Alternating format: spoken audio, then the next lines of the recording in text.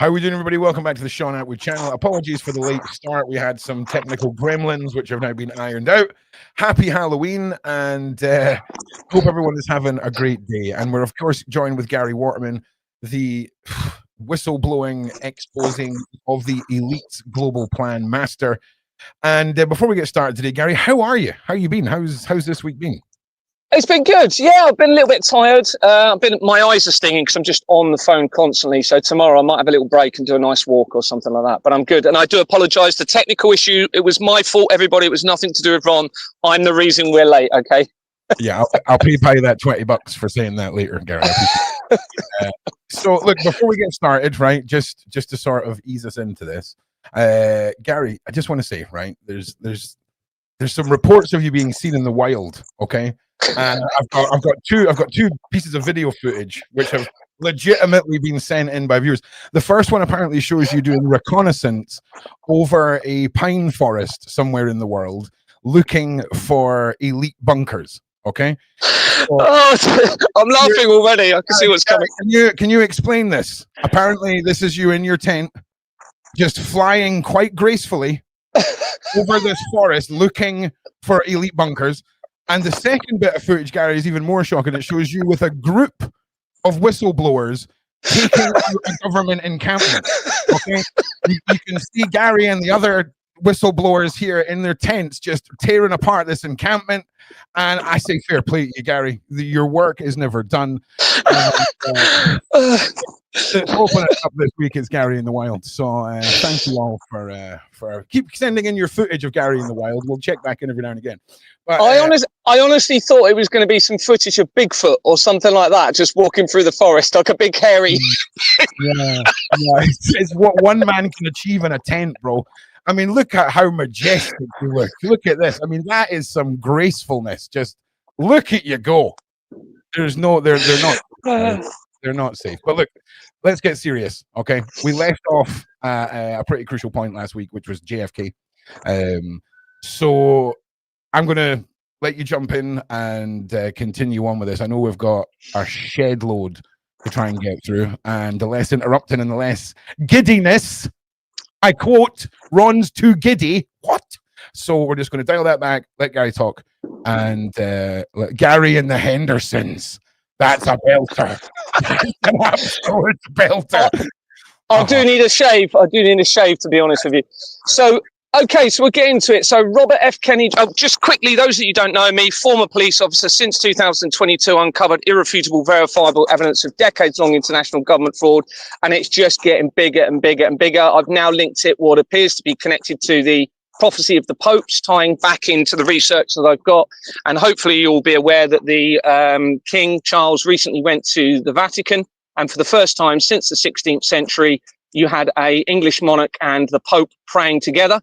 That takes you back and is making reference to when the English Reformation was, okay, but you had the worldwide Reformation in the 13th century. So it looks as though there's been a lot of deception going on since the 13th century, and it's all coming to a head right now.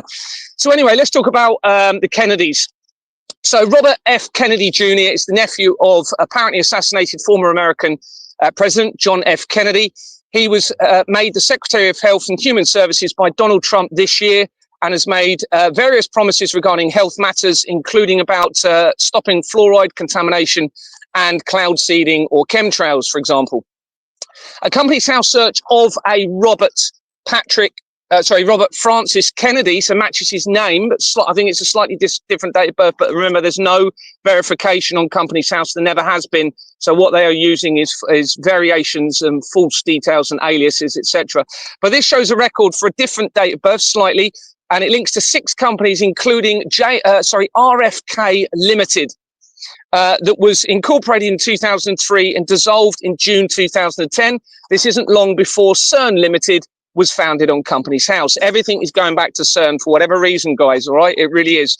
It has a company called Wildman and Patel Limited on its people record, making a connection to the Crown Corporation and 5 Pool Road in Bournemouth. Okay, so I'm just going to talk you through that. Again, going back a little bit, actually. So that was basically where I searched the Crown Corporation. It linked to a company with an address of 5A Pool Road, Bournemouth, on its incorporation document. Well, Exbourne Manor, the company that I was removed from for refusing to file forged bank documents, has an address of 5 Pool Road, Bournemouth, on its incorporation document. All right. So this now connects the name of Robert F. Kennedy Jr. to Exbourne Manor and the Crown Corporation to it almost immediately via a company called Battelle. What was the first part? I've forgotten what it's called now.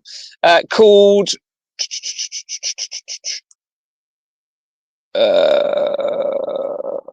Wild Man and Battelle. Interesting. We've been talking about Wild Man.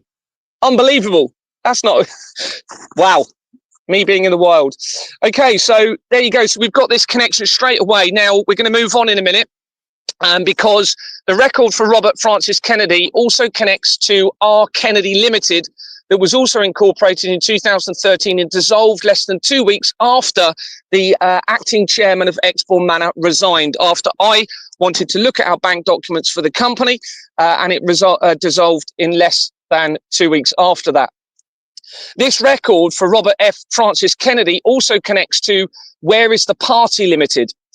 That's the name of the company. It was incorporated in 2016, the same year as something that I won't mention started coming out, and it dissolved on the 26th of July 2022, which is literally a few days after Anthony Roberts from Exbourne Manor resigned from the company. In fact, yeah, it's less than 2 weeks after he resigned. It connects immediately to the fraud by the former management company of Exbourne Manor Freehold Limited via an organisation on there called Company Registrations Online on page 6 of his corporation document. So in other words, the management company for Exbourne Manor has that exact same company, or the previous management company, the exact same company on its incorporation document as this link that we've now made.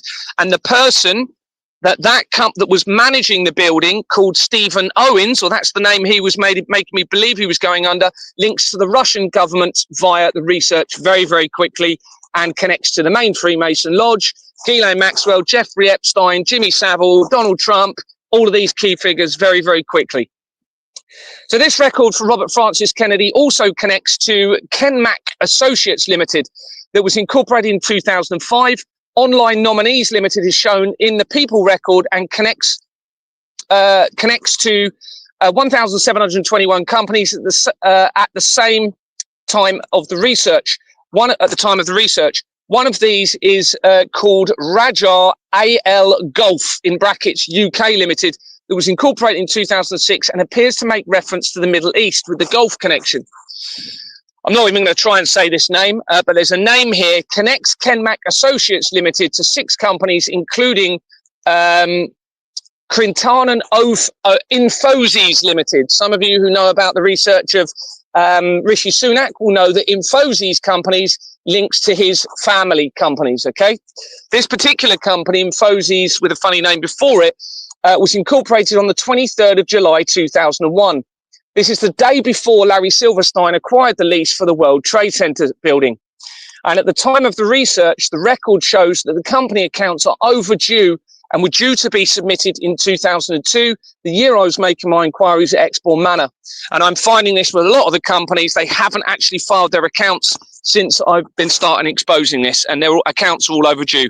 And that, of course, will be because they're panicking, they don't know what to do about it, and they're not filing their accounts because they're all going to be false anyway. So they're worried about committing these false accounts, submitting false accounts.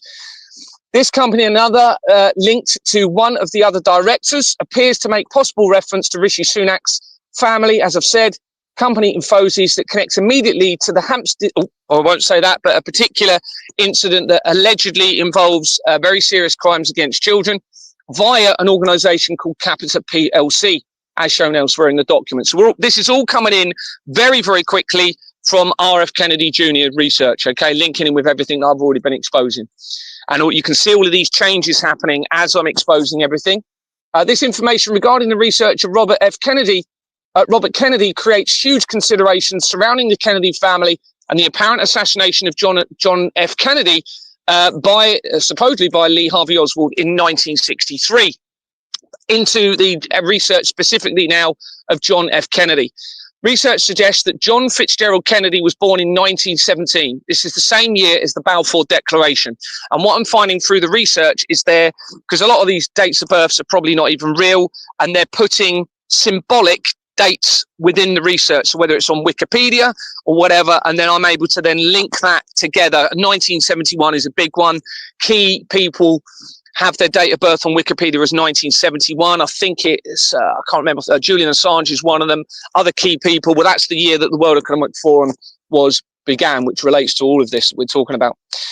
So we have the Balfour Declaration was in 1917, the same year here that JFK was supposedly born, and that involved the Rothschilds that fermented Israel today. Everything is linking in with Israel, everybody, and what's going on. And you can see how this ties in with the infiltration of the royal family and back into my family later, if we have chance. I really hope we have a chance to get to it. He became the US president in 1961. This is the same year that Waterman and Sons was purchased by De La Rue, which is the main currency producer. And in 1965, an Italian started printing banknotes for the Bank of Iran in Switzerland. I suspect this makes a link back into the Vatican via the Italian, and then we start to look at the infiltration into the Muslim faith group, which we're all now seeing to come into a head now in relation to the immigration agenda and everything. So that was in 1965. That's the same year that the main company in the fraud, Jordans and Sons Limited, was incorporated on Companies House. Obviously, Switzerland is where CERN and the World Economic Forum is based. It's also where the Bank of International Settlements is in Basel in Switzerland. And I've already looked at the research in relation to Switzerland, and it actually became neutral at a very key time in 1915. And Waterlow and Sons, that we've just mentioned, that was purchased by De La Rue, actually began in 1810. So 5 years before Switzerland became neutral. And the year after Switzerland became neutral in 1916 was when Cater and Allen was originally founded. And that links back into the World Trade Center disaster and makes the connections to the Fleming family again via an organization I've mentioned previously. So this was all 1965. I've already mentioned that. Yeah, so we'll move on to the next bit. A Companies House search for John Fitzgerald Kennedy shows Fitzgerald Kennedy and Co. International Limited was incorporated in 1947. This is the same year as the Doomsday Clock. Now, we've already been talking a lot about the Doomsday Clock in the last few interviews and videos. It's also the same year, okay? If you don't know what the Doomsday Clock is, then it's a visual representation of an upcoming man-made apocalyptic event. And it's like a clock face, and the closest it gets to midnight, and supposedly if it gets to midnight, then that will signify doomsday. And that does not mean, let me just alleviate anyone's fears.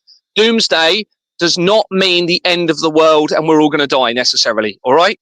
This, I believe, is an inversion. I think what we're going to end up seeing is a completely new world.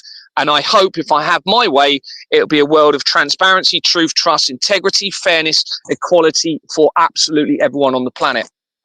Gary, that is some wishful thinking right there. My glass is way less half empty, just to point that out. But yeah. Well, I just need to remind everyone to like and subscribe, and please share. But continue on, Gary. Carry on. Yeah, I mean, we're going to come to an ultimate deception at the end of this video and how that may link into Christianity in all of this, okay? And that seems to be the big thing that may be being hidden. But obviously, I want to get through this bit first. 1947 was also when the Association of Chief Police Officers of the United Kingdom was formed. So I think it was planned. The police involvement in linking in with the Doomsday scenario was all planned from right back then. That's the year before the Israel-Arab War. It's the same year the United Nations signed the petition that led to that Israel-Arab War. So this is when this Kennedy company was created. Companies House has hidden almost all of the information about this company. Now, this is very unusual. Companies House, their role is to show the information about a company to the people, and they have hidden practically all information since I've been exposing this from the people. And it is showing as being in the process of liquidation as I'm exposing all of the fraud. Okay, so that company, they're trying to get rid of it. Another entry shows John Kennedy, in brackets, Civil Engineering Limited, that was incorporated in 1969. This is the same year that Charles became the Prince of Wales. And this is where Companies House is based, that creates the fraudulent companies. And also 1969 is when the moon landing occurred, which becomes relevant with what we're talking about here. And I believe that everything we've ever been told about space is a lie and an inversion. All right, linking in with this fraud. And NASA was involved in that. It's one letter short of Satan if you arrange the letters a little bit. The company, this company that we're looking at, the John F. Kennedy Civil Engineering, it has a forged register with DrillCon Limited on its incorporation document. The filing history shows that on the 25th of June 2016, the company's registered address was changed from Balfour Beatty.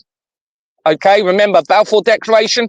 Balfour Beatty is a very old company, and it was actually changed on the filing history for that company in that year, and the company that had there was Balfour Beatty Limited Solutions Limited, connecting to Balfour Beatty, and this having been the same year as a particular event started to be exposed in relation to very serious crimes against children, linking into politics.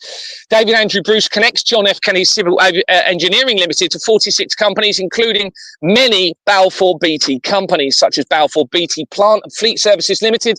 It was incorporated in 1989. This is the same year that the World Wide Web was created for CERN. And loads of significant things happened from 1989. And it connects immediately to the fraud by a company called Combined Secretarial Services Limited and Company Formation Services on its incorporation document. This same director also connects to John F. Kennedy Civil Engineering Limited to Balfour Beatty Kilpatrick Limited that was incorporated in 1919 as Balfour Kilpatrick Limited. According to the overview, its name was first changed in June 2009. This is 3 months before the Royal Foundation of the Prince and Princess of Wales was incorporated, which links all areas of the fraud together. And within, I can't remember how far before that, but I became a director of Exbourne Manor not long before that company was incorporated. This is the Royal Foundation of the Prince and Princess of Wales. And the day before I became a director is when the Pietro Parolin, who it looks as though they're going to try and bring in as the Pope to fit the prophecy of the popes. He was consecrated the day before I became a director of Exbourne Manor. And it changed its name again. So it changed it. This is the Kennedy Company. It changed its name in June 2009 and again in January 2017, not long after the scandal which suggests serious crimes occurred against children. Its company register has been forged. Bruce, the same director, also connects the same company, Kennedy Civil Engineering Limited, to Balfour Beatty Construction Limited that was incorporated in 1987 and is a criminal company with Jordan's and Sons Limited and Oswald's of Edinburgh on page 2 of its incorporation document. That's the exact same company that started Exbourne Manor Freehold Limited and is the main company in the fraud that was incorporated in 1965. Malcolm Kenyon Eckersall connects again, we're just looking at the same company here. All we're doing is going into different directors of John F. Kennedy, in brackets Civil Engineering Limited, and he connects to Balfour Beatty PLC, which is the main Balfour Beatty company that features at key times throughout the fraud and makes connections to the Rothschilds and the Balfour Declaration of 1917, fermented Israel. Research shows that John Fitzgerald Kennedy, so JFK, had married Jacqueline Onassis in 1953. This is the same year that the Queen was coronated and the intelligence agency connected MK Ultra program began. That was originated from Operation Paperclip in the 1940s that involved Werner von Braun, that connects Hitler to the Flemings and to Walt Disney, which ties into everything I'm going to be talking about. Jacqueline Onassis had another surname of Beauvier. I don't know if I'm pronouncing that right, and supposedly died in 1994, the year before the incorporation of the intelligence agency and Russian government-linked Hackler International Advisory Board company that is shown on page 40 of the Royal Foundation of the Prince and Princess of Wales. And that company, the Hackler International Advisory Board, that, as I've said, links the intelligence agencies to the Russian government and the royals, has since dissolved since I've exposed it. It was incorporated in 1995. I'll just go into the next page. Oh, bear with me, just lost my page. That's right. Well, Gary, stop talking because this is now me not interrupting because there was a pause. Right? Can we get some more likes and some shares? If you want to ask a question, if you put 3 capital Qs at the start of your question and a question mark at the end, it will flag it up for me so that I can save it and then we can get going. But Gary, look, there's no time limit on this evening, so just take all the time that you need, mate. Oh, brilliant. Yeah. Okay. Yeah, because unless of course the farmers told you need to be out of his field by like. Actually, I'm in someone's garden. I'm in someone's garden. They don't know. They don't know I'm in their. We need to sign you up for one of these websites where you just house sit for people that go on holiday. Right? It would just be so funny. It'd just be so anyway. They're going to wake up in the morning. Harold, there's a tent in our back garden. Oh, it's all right. It's only Gary Waterman. He's trying to save the world. Don't worry. We'll let him stay. Just for entertainment value, can we all just go and look in our back gardens right now? Are you the lucky person? Okay. Next week and every week, will Gary pick your garden? Oh, dear. I'm still trying to find my page, so it's good that we're having a laugh because I'm still lost. It's all right. Ron's got about 20 minutes of stuff that he's built up in his head that he couldn't say earlier. So I'm just saying. Right. I've found where we are. Okay, good. So a company's house search for Jacqueline's alias name. This is Jacqueline Onassis. Remember, she had another surname. Reveals Devereux Bever Group Limited that was incorporated in February 2002, 5 months after the World Trade Center disaster, and dissolved in May 2011, which is 5 months before Jimmy Savile's supposed death. It has, and this all connects. I know people are saying, well, why do you keep saying? Well, it's all connected into Jimmy Savile, okay? And all of the things all connecting very, very quickly through the research. It has a registered address of the Red House, and it also has Wildman Battelle on its incorporation document. And in its people record, making connections back to the research of John F. Kennedy Jr. And 5A Paul Road, Bournemouth. At UK PLC Client Secretary Limited is also shown in the people record, making a likely immediate connection back to Exbourne Manor Freehold Limited and the new management company that was brought in called Property Solutions Southern Limited that has at UK PLC on its incorporation document. Since I've exposed all of this, that company at UK PLC has dissolved, as have well over a fifth of all companies on Companies House, and many, many, many more are dissolving as the exposure continues. During the same search, Jacques Bouver Limited is also revealed. Bearing in mind it was Jacqueline. This is Jacques, Jacqueus, with the same surname that her surname was, Limited. It also revealed, is also revealed on the search, and that it was incorporated in 1990 and dissolved in July 2011, 3 months before Jimmy Savile's supposed death. Auckland Secretarial Services Limited is shown in the people record as having resigned as the secretary in May 2009, 4 months before the foundation of the Royal Foundation of the Prince and Princess of Wales. That company, Auckland Secretarial Services Limited, connects Jacques Bouver Limited to 86 companies, including London Irish Group Limited, that was incorporated as Pierce Group Holdings. I know this sounds complicated, incorporated as something else as initially, because what they're doing is they're changing the names you see at key times. So what I'm doing is showing you the name that it was originally incorporated as, because that actually normally becomes relevant as well. And it was incorporated on the 9th of July 2001, just over 2 weeks before Larry Silverstein purchased the lease for the World Trade Center. The company connects immediately to the research of the fraud by Keith Kahan on its document of 788 to 790 Finchley Road in London. Temple Secretaries, Temple features all the way through this because you've got the Satanic Temple. You've also got the Knights Templar linking in with all this as well. And you also have A1 Company Services on its incorporation document.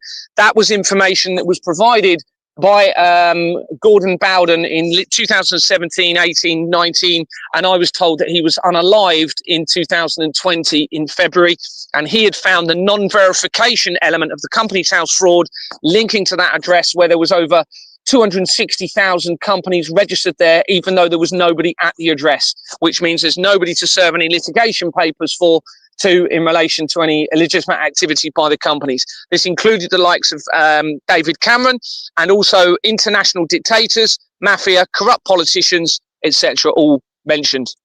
And there's an article that you can look at in relation to that. Moving on, Auckland Secretarial Services Limited, the same company that was looking at, also connects to Elite Models Limited. They love calling themselves the Elites, don't they? That was incorporated in March 2001 as Sky High Models. Sky High Models. I'll let you think what that might relate to. Okay. Before its name was changed again on the 5th of July 2001, less than 3 weeks before Larry Silverstein acquired the lease for the World Trade Center. Moving to the next page.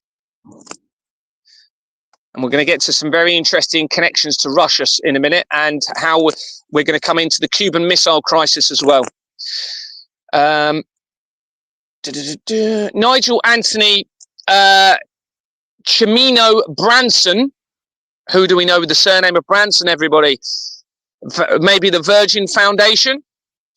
Okay, connects Elite Models Limited, the company that we're looking at, to Lazarus Enterprises Limited and the Maritime Heritage Foundation that was incorporated as Sir John Belchin Maritime Heritage Foundation in October 2010, the month before CERN Limited was incorporated.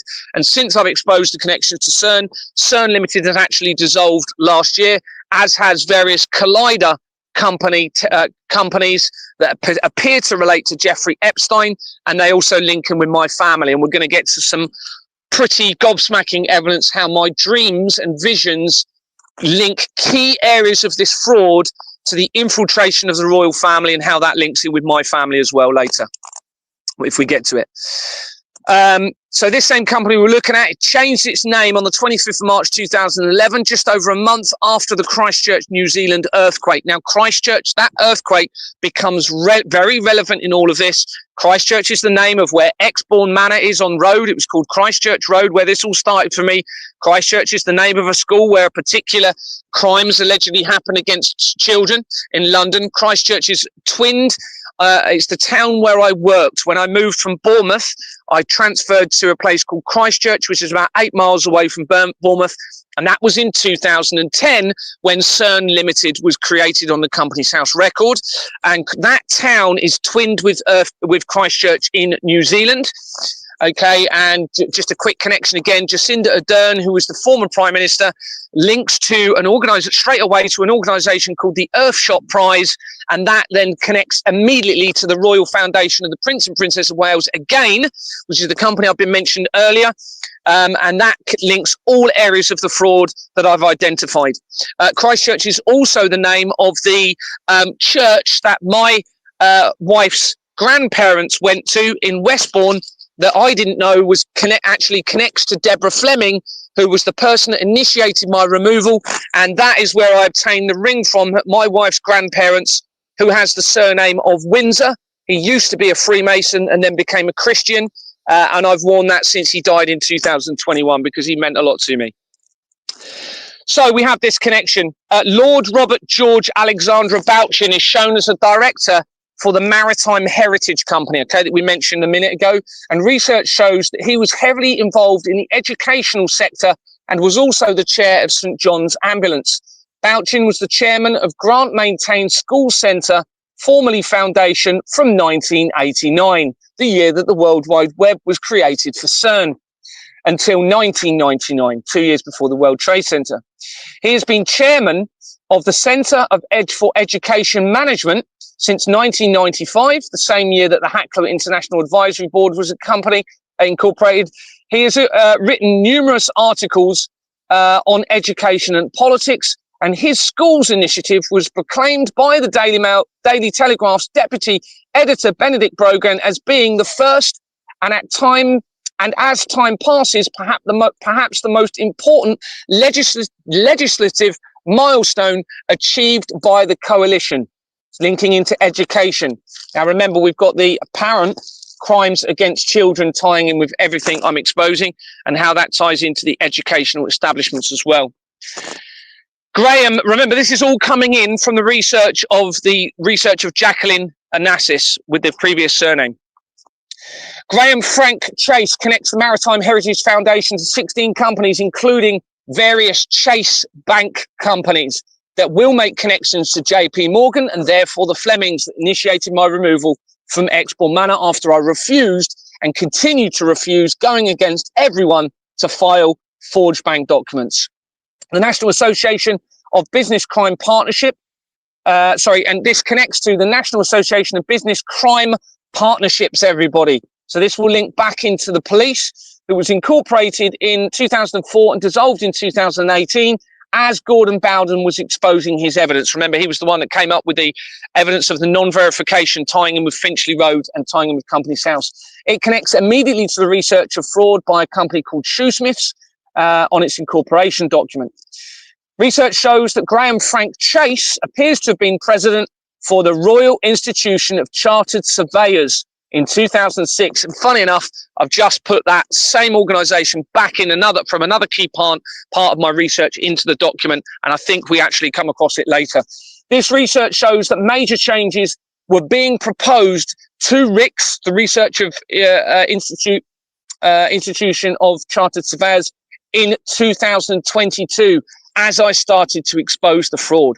What this has done is created massive ripples around the entire world, because this is international government fraud against all of humanity, everybody. And it's all coming to an end, and links back to the 13th century and the Reformation. Stephen Barry Robertson connects the National Association of Business Crime Partnerships, remember the company we were just looking at a moment ago, to 17 companies, including various Hargreaves Lansdowne companies, which make connections to the research of significant areas of the fraud, including the Satanic Temple, United Kingdom, via an organisation called DARASP, which also links almost immediately to Kash Patel, who is the head of the FBI, brought in this year by Donald Trump. And that's shown elsewhere in the document. So the Satanic Temple, United Kingdom, everybody. Stephen Menzies Muir, M-U-I-R, connects the Maritime Heritage Foundation, remember we were looking at earlier, to 55 companies, including BH Live Enterprises Limited, with an address of Bournemouth International Centre, Exeter Road in Bournemouth, and BH Live, that makes connections to key criminal networks surrounding Dorset Police and Exbourne Manor, and a recent fire there in the last month at that Bournemouth International Centre, where I suspect they have been using that to destroy evidence as my exposure continues. And there has been multiple fires around the world as I've been exposing this, including an explosion at JP Morgan in America. There's been a fire at BAE Systems, a nuclear submarine company. You've had the fires in Hollywood where they claimed that a member of the Rothschilds died. You've had a big fire in Hampshire that I then conducted research that led to key individuals and back into the intelligence agencies. And that was within a day of me exposing my evidence, tying into fluid taken from children in times of terror. And I'm not going to say what that is. So connections to key networks surrounding Dorset. So we had this fire. Remember, this is so quick. Remember, there's over 5 million registered companies, everybody. And these connections are coming in from where I've started very, very quickly within a few companies. Alan Clive Roberts connects the Maritime Heritage Foundation. We're just going back again, all right? We're not moving forward away. We're just looking in the same area, all right?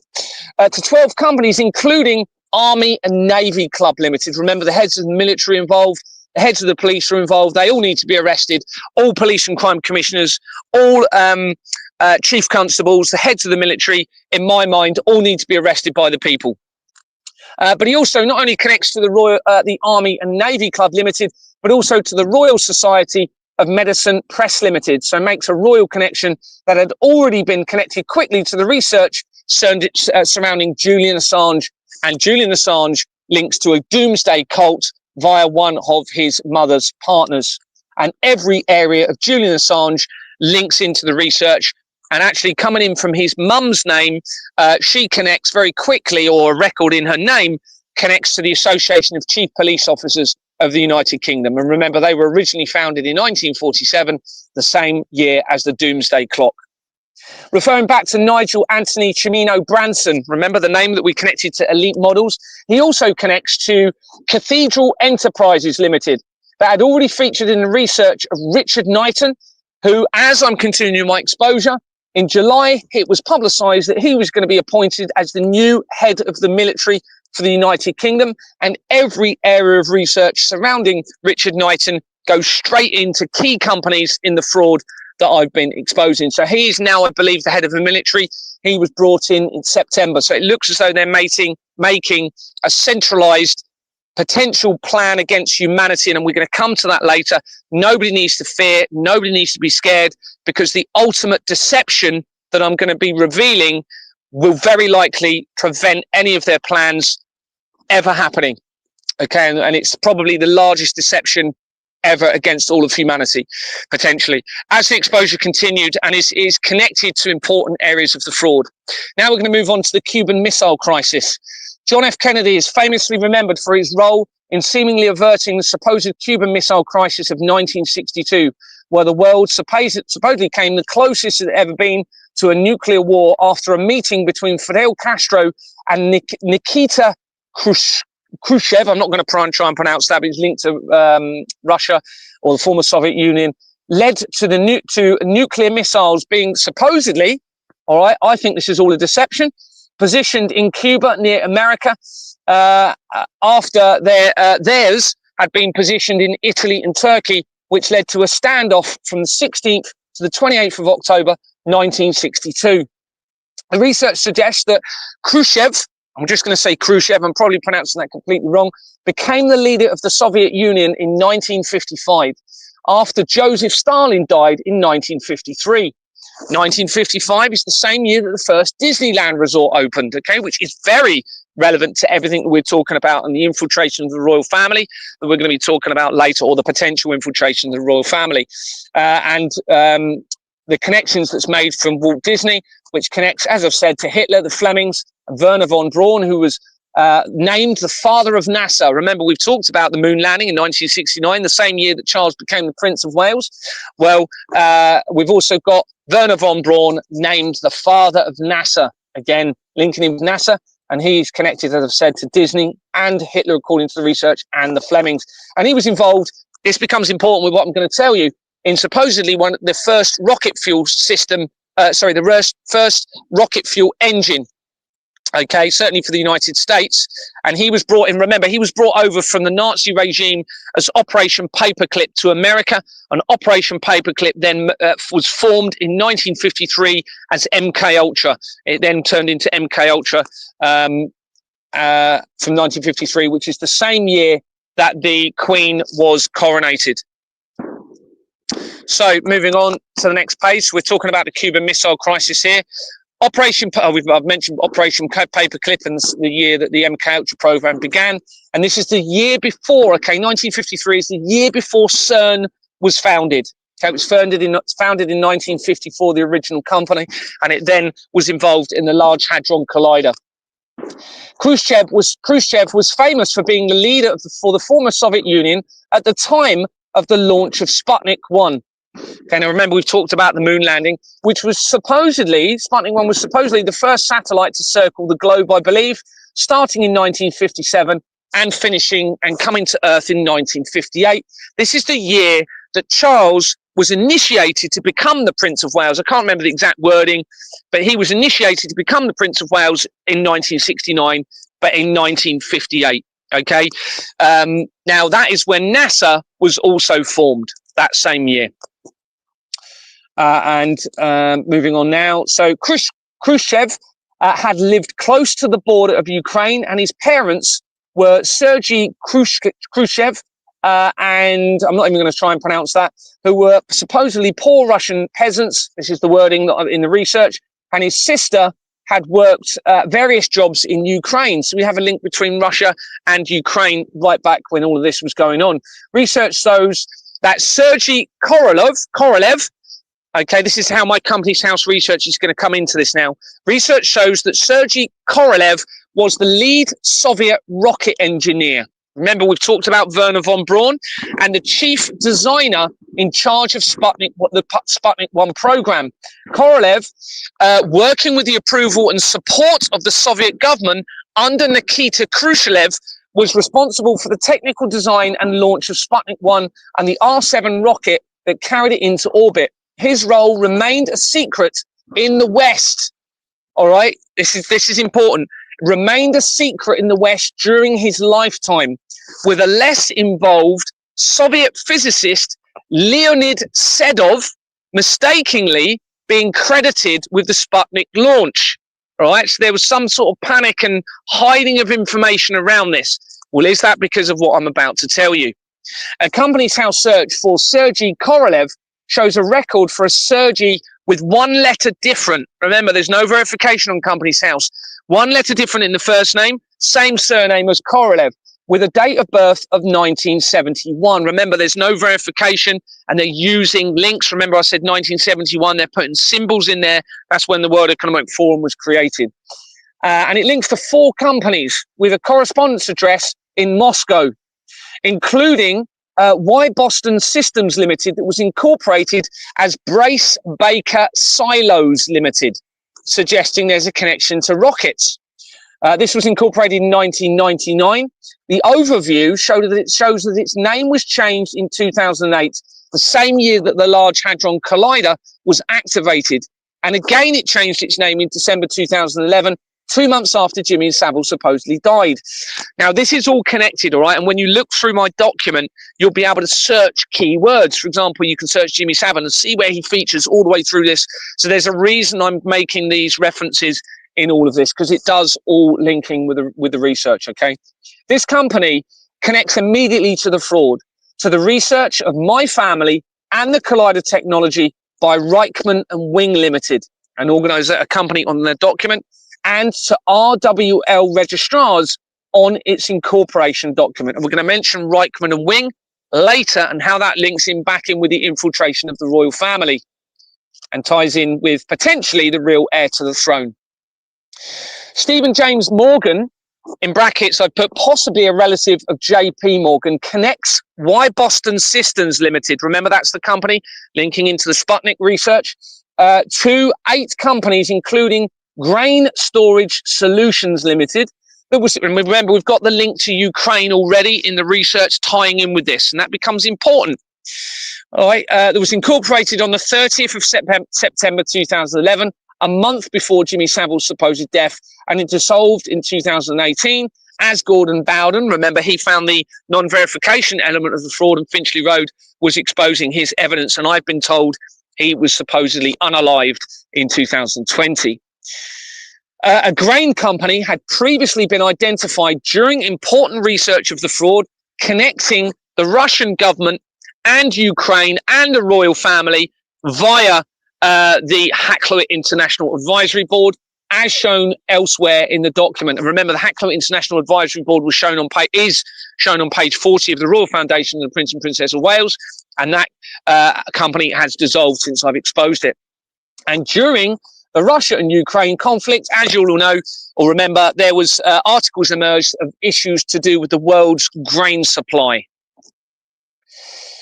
Nicholas Richard Whale Wright connects this grain storage company to 28 companies, including Madewell Hall School, that was incorporated in 1957 and dissolved in December 2024 as the exposure continued. Now, I need you to all realise how important this is. These are companies that have been around for decades, and then suddenly, because I'm on the scene exposing all of this, you're getting many of them dissolving. That's not a coincidence, okay? It's happening as I continue the exposure, and a lot of it has happened since 2022 when I started it. Nicholas Raymond Bomford connects Maidenhall School, the company we were just talking about, to 16 companies, including the Association of Governing Bodies of Independent Schools, Sherborne School for Girls, this is important, and HMC, the Heads Conference, that features immediately in the research of Jeffrey Epstein via the Edge Foundation, which connects to Siemens, the main Siemens company. And that main Siemens company was started in 1847, 3 years after the Companies House record was began, and it links to the Nazi regime. And Jeffrey Epstein founded the Edge Foundation that links immediately to that Siemens company. And there's loads of evidence. I could go on for a whole hour about Siemens, so I'll try and focus where we are. And it links into the Russian intelligence agency government, again, the Hacklowitt International Advisory Board, and the research surrounding Julian Assange. The connection to Sherborne, remember, we've got the Sherborne company, Sherborne School for Girls, is very important, all right? And this is due to the leader of Qatar. I'm not going to try and say his name. He was actually educated in Sherborne, and we're going to see mentions of this and how that ties back in with my families and into potentially the real heir to the throne and the infiltration of the royal family a bit later. But the leader of Qatar was also involved in acquiring a large share in the Canary Wharf building. And this makes connections that we're going to look at later with the Israel attacks on the 7th of October 2023 and also the Manchester Arena bombing that happened in 2017. Okay, the Right Honourable Adam Coulthard-Butler connects Maidenhall, remember we were just talking about Maidenhall Company, to 9 companies including Warwickshire Hunt Limited, Hunt. He also connects to British Horse Society, in brackets and the Samuel Coulthard Trust. And that company is also shown on page 40 of the Royal Foundation of the Prince and Princess of Wales company. Where were we? And that company, that's exact company, the Samuel Coulthard Trust, links almost immediately to who was the lead investigator for the Nicola Bulley case, which all becomes relevant to us. There's a whole section about Nicola Bulley in my document. Peter Lawson, he was had an untimely death supposedly at the age of 50. As I continued exposing my evidence in relation to the Nicola Bulley case, and he links almost immediately to the Samuel Coulthard Trust, which is on page 40 of the Royal Foundation of the Prince and Princess of Wales, and as we've just seen, coming in from this research as well from the JFK research and the Cuban Missile Crisis. The researcher Butler, this Right Honourable Adam Coulthard-Butler, suggests he had been a member of the Court of Gold of the Goldsmiths Company. That is heavily involved in, and he'd been heavily involved in his life to horses, which we've already seen from the Horse Equestrian Company, and to hunts, as in supposedly fox hunting, but I'll let you consider what else that may be. Referring back to the record of Sergei Korolev, okay, what we were looking at earlier, they also connect to Bryce Baker Holdings Limited, that was incorporated in 1970, which is the year after Charles became the Prince of Wales and the year before the World Economic Forum began. That company has a forged register, and it has Wildman and Battelle again on its incorporation document, making an immediate connection again to Robert F. Kennedy Jr. and back to the research that we did on Jacqueline Onassis. All right, but remember, we're coming in from the Cuban Missile Crisis, but we've now got to linking into the JFK research and the fraud all the way throughout it. Rodney Herbert Price Baker connects Bryce Baker Holdings Limited to 3 companies, including Pennington Lodge Management Company Limited, that was incorporated in 1989, the same year that, remember, the World Wide Web was created for CERN, and has a registered address in Lymington in Hampshire. This is in obviously the area where Deborah Fleming was the NHS Chief Executive Officer, and she was brought in, she resigned from the NHS in March, I believe, 2022, as I was continuing to make inquiries at Exbourne Manor, and I'd never even heard of her or seen her before. Supposedly, she had bought a flat recently in Exbourne Manor. She then got involved, and she was the one that initiated my removal after I refused to file the forged bank documents. And of course, she links into the Fleming family, which are massively implicated in everything that we're saying here. So it has this address. Let me just pause you right there for just 1 second, everybody. Yep. So listen, everybody, at this point, make sure you like and subscribe. Make sure you share this out. I want to set a little challenge to the viewers. Gary, you know the conspiracy concerning the Italian baked goods and the Clintons, right? We can't really say his name, right? Yes. So if we set a challenge to the audience, right, I want to tell them if they can get if they can get on YouTube, get us up to 15 or 1600 live viewers, the viewers that are watching, we'll do like a 30-minute rant over on my channel about the thing we can't talk about on this channel as a little special prize to them all. And moving forward, we're going to be doing after chats on Gary's channel where we can do the Q&As and things like that over there, because I think that's a good idea. I think that's a good idea to do that. But if you guys can share this enough and get the viewership up on YouTube, we will do a little 30-minute special over on the channel where we can be a little bit more Wild West. Now, I just want to say to everyone, I'm not on mute. Well done, Sky Spirit. Well done. Well done. I just want to say thank you to all for being here. And Gary, just in case anyone's come in halfway through the show or partially through the show, can you just summarize what it is you're fighting against, the elites and their plan? Just give us the sort of opening speech once again, just for everyone that's joined us, if you can, please. Yeah, so I was in the police for 18 years and I resigned in 2018. And prior to that, I became a director for a company called Exmoor Manor Freehold Limited.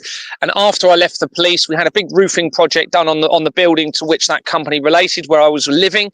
This prompted me to want to see the bank documents for the company because I was a director at the time. The acting chairman became angry at me and I couldn't talk to him. He then later resigned when I became insistent that I see the bank documents for the company. This is what triggered everything I'm talking about. And eventually I identified that the international governments and their organisations have been involved in the forgery of the Companies House registration system and the incorporation documents, which goes completely against their own acts and statutes. They've inverted the entire system that we're living under as a mockery, as a deception against us all, tying in with cults, it appears, but also massively tying in with Christianity. And we're going to come into an ultimate potential deception tying into this, going right back to the Reformation of the 13th century. And basically, it's all now being exposed. And this is irrefutable, verifiable evidence. I'm putting it all into a document that's circulating the world where everyone can literally prove everything I'm saying is true, because I'm putting the links within the documents and explaining the connections. It's game over. It's game over for the international system that they've been involved in. I mean, international fraud covers it, right? But I mean, it's like the understatement of the century, calling it international fraud. But you're not wrong, and you've nailed it completely. But do you know what I mean? No, it's kind of like referring to a 30-car pileup as like a little accident. Do you know what I mean? It's wild. And I just want to say thank you to everyone who's given me support for shutting up.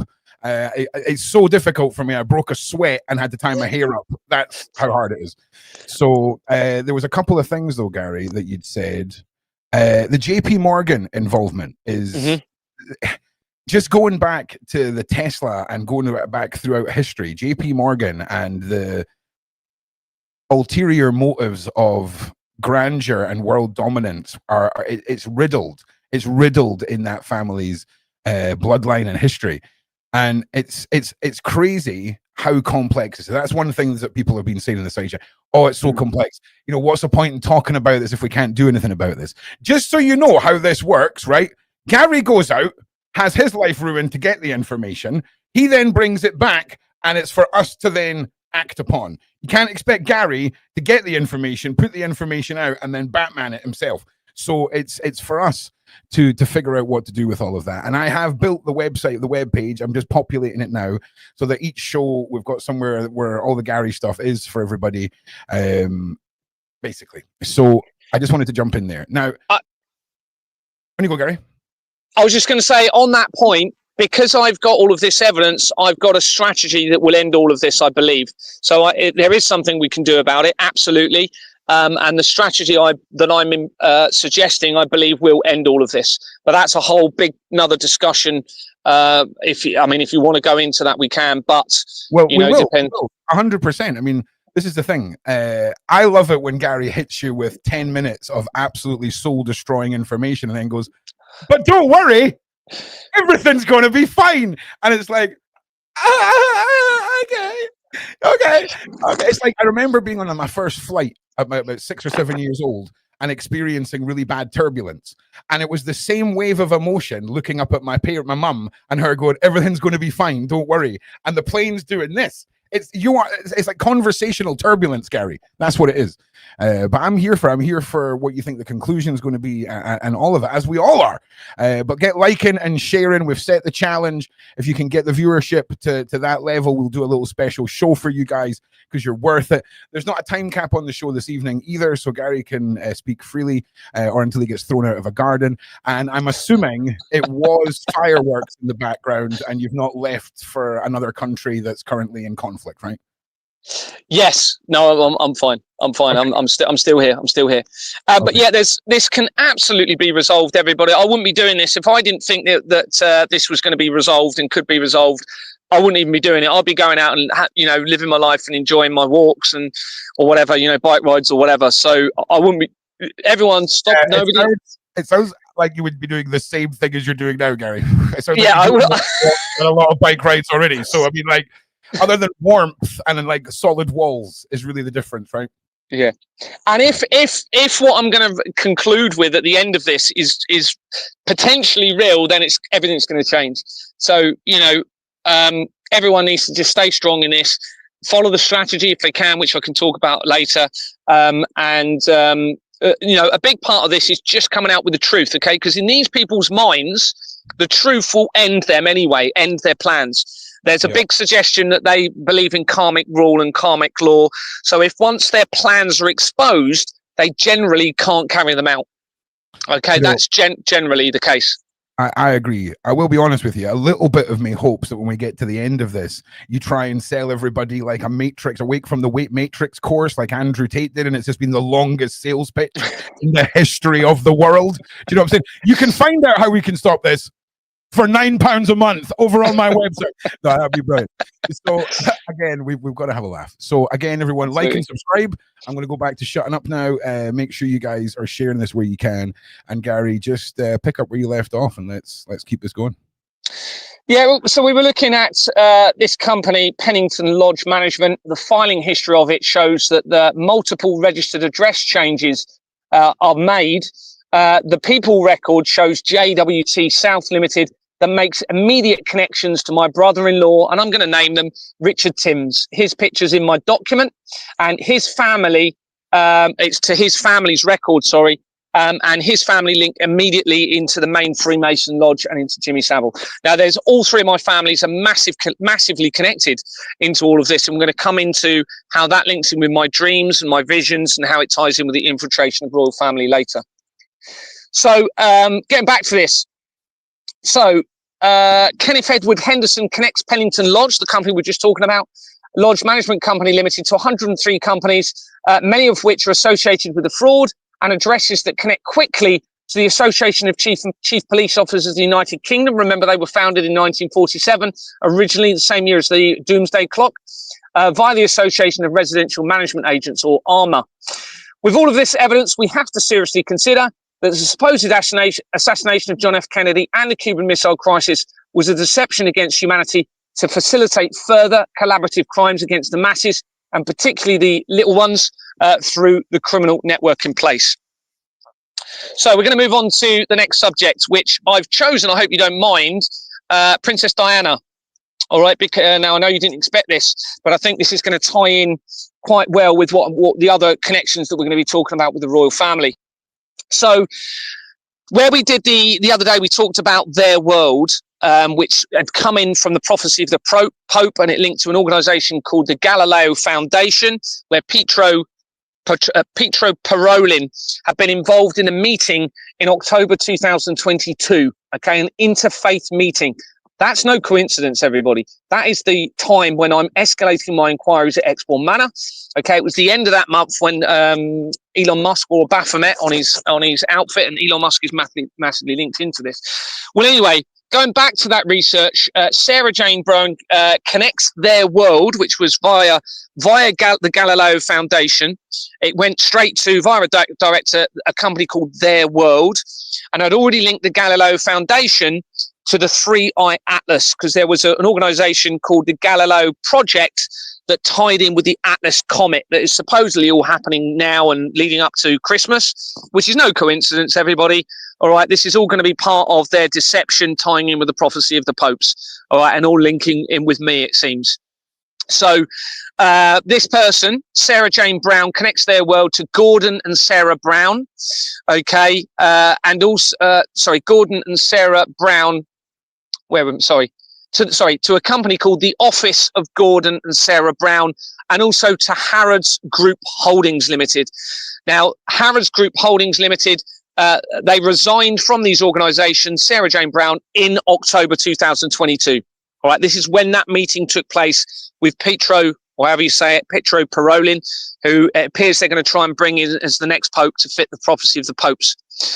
But because you've got this Harrods connection, this means you're going to have the connection to Princess Diana, because she was in a relationship with Dodi Al-Fayed, and Mohammed Al-Fayed was his father, and he owned Harrods. Now, this particular company actually links straight to the leader of Qatar again. Remember, we spoke about Qatar and how he was, the leader of Qatar was educated in Sherborne. Okay, and this again ties in with the infiltration of the royal family as we go forward with the evidence.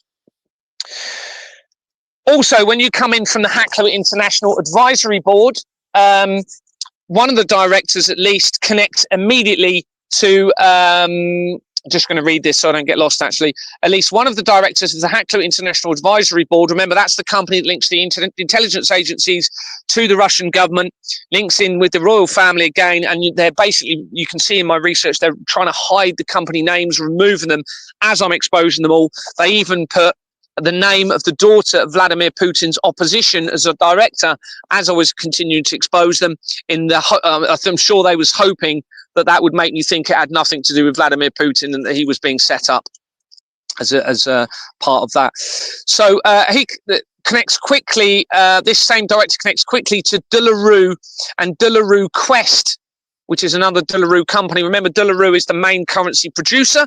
And this ties back in with Atlas, because it's no coincidence that De La Rue has been acquired by Atlas Holdings in this year in July. For the first time, De La Rue, the main currency producer, has come off of the London Stock Exchange since 1947. That year again, the doomsday clock year again, everybody. But De La Rue Quest connects immediately to Mohammed Al-Fayed, and it is a criminal company, having been incorporated with the same companies as Exborn Manor Freehold Limited. So this makes the connection back in to Princess Diana. Whilst I'm on this page, I'll mention this quickly, since we're talking about De La Rue. In 2014, De La Rue appointed BAE Systems Martin Sutherland as its CEO. BAE Systems are a huge part of the fraud. They're now involved in the digital ID that's coming in. Every area I've looked at in relation to the digital ID links in with this fraud. We cannot allow the digital ID to happen, everybody, all right? In my view, there must be no further move to full digital currency control by the criminals now running the world, because what they're going to do is enslave us as long as they can to reach their ultimate agenda, potentially. And of course, they will, according to all of the research, they're going to be targeting the children. And it's no coincidence that they publicized the digital ID whilst I was in prison. On the 26th of September is when they publicized on mainstream news that they were going to be bringing in the digital ID, using the immigration as the fuel for it, okay, and that would happen by the next general election. But it was on the 10th of this month, another article came out where they're actually considering the digital ID for 13 to 16-year-olds. Now, I am absolutely certain that if they go ahead with this, that one of the first things they're going to start to do is control everybody through the digital ID, and then they're going to reduce the age of sexual consent, okay, and we're going to be the children are going to be in serious trouble. So it looks as though they're going to use it to control and get to the children. And there's no coincidence, everybody, that the Genocide Act, I'll mention this just quickly, the Genocide Act was originally conceived in 1947 or 48, I can't remember, one of those 2 years. Well, that ties back in with the Doomsday Clock, but they actually enacted the Genocide Act in 1969, that year again, when Charles became the Prince of Wales, when the moon landing supposedly happened. However, it's very important to understand that according to the research, they repealed that act, which means the Genocide Act was no longer in force on the 1st of September 2001 in England. So that is 10 days before the World Trade Center disaster. And then on the 17th of September 2001 in Scotland, 6 days after the World Trade Center disaster. And when you look at the Genocide Act, the last part of that act says that act prevented them taking children from times of conflict and putting them elsewhere. So by removing that act, it means they can steal children from international conflicts and do whatever they want with those poor children from the conflicts. So anyway, it sounds a lot like putting in place systems that weren't in place previously when they've tried to do these things. You know, for example, when the Haiti situation happened and members of the Clintons' staff were stopped at borders with children and all of these things, it seems like they're learning from their mistakes and they're now just putting in the admin to not have to go through the same mistakes again. Is that a vibe that you're getting, Gary? Because it seems like that. Yeah. I mean, it certainly thinks. I think for whatever reason they've symbolised that event that happened in New York for various reasons. I mean, it triggered so many different opportunities for them. The collaboration with the Middle East, the deception around the making everyone believe that a skin colour is your enemy. All right, because that creates a risk of conflict and divide and a distraction away from them. And this all ties in with, you've got the Albert Pike letter that is very, very important in all of this. That Albert Pike letter goes back to 1871. I suspect that's an authentic letter written by Albert Pike, who was a high-level occultist, Freemason. He actually started the Scottish Rite Freemasons. And there's no coincidence, everybody, that letter was 100 years before the World Economic Forum. This has all been planned for a very long time. And that was a letter supposedly written to Mazzini. And Mazzini was the head of the Illuminati, which linked back into the Vatican. And it sets out the 3 World War plans. And it talks about destroying Christianity, destroying the Muslim faith group, and bringing about the light of Lucifer upon earth. Now, that letter was supposedly removed from the British Museum Library in 1977, which is the year that I was born.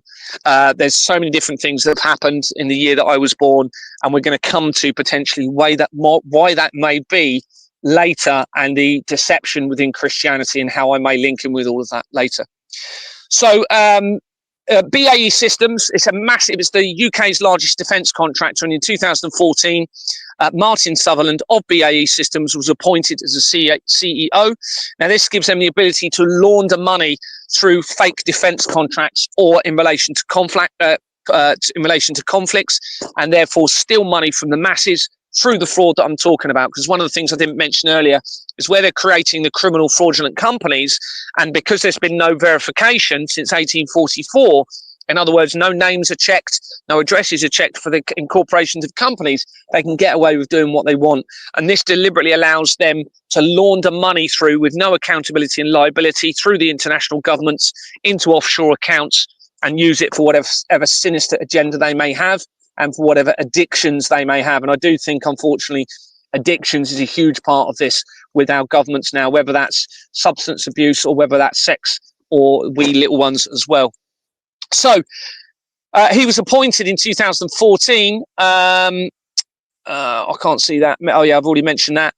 And also, whilst we're talking about De La Rue, the main currency producer, in July 2019, which is a very important month because it's the month that Jeffrey Epstein was arrested. It's also the month that there was a protest in Wuhan in China that an incinerator plant was being built. And of course, an incinerator can be used to get rid of people that aren't alive anymore. And also a particular article, which I won't go into detail about at the moment, but it came out about Prince Harry wearing the same pair of shoes for a prolonged period of time. That was in July 2000. All of that was in July 2019.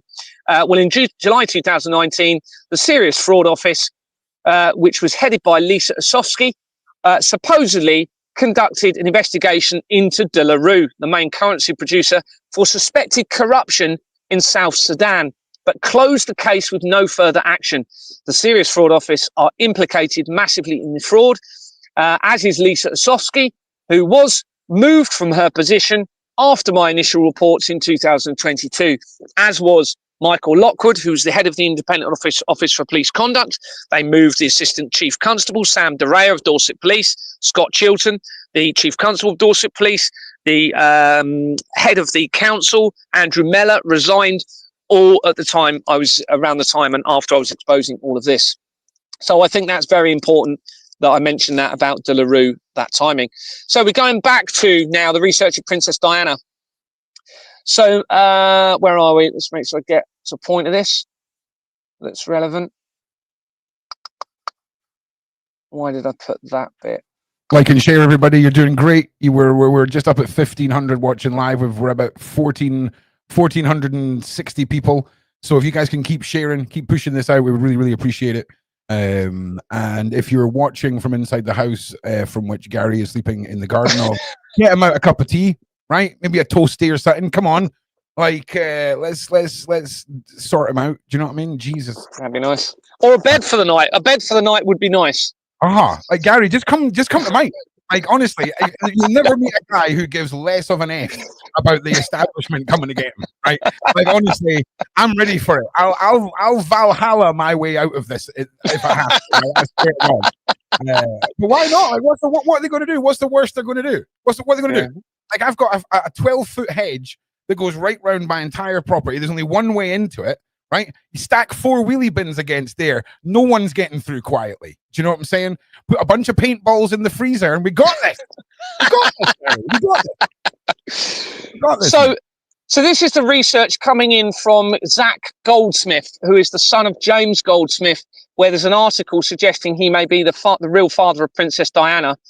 Okay, and also the special advisor for the last few UK Prime Ministers, Douglas Smith. According to the research, he worked for James Goldsmith, and Douglas Smith has been arrested for threats to kill involving a firearm.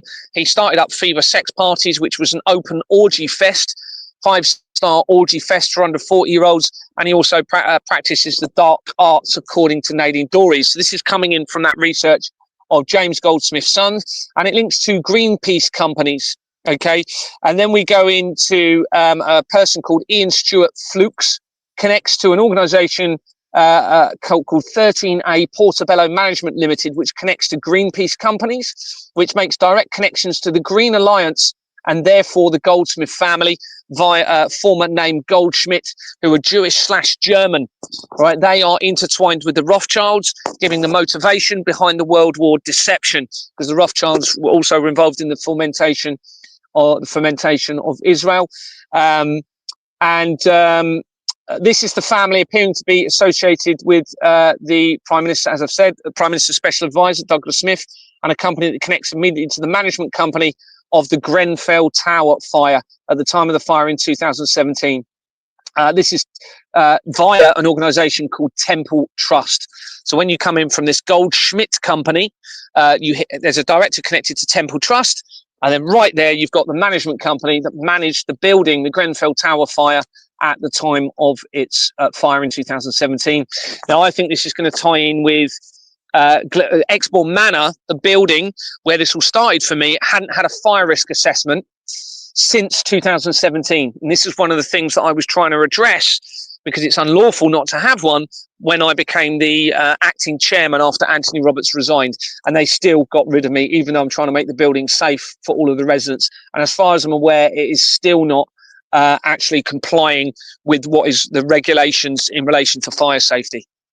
Now, that may have been a deliberate thing, and we're going to come to this later, how important I may be in all of this, and a suggestion that they know how important I am, and certain people are actually giving me nudges to identify who I may be and why I'm exposing all of this.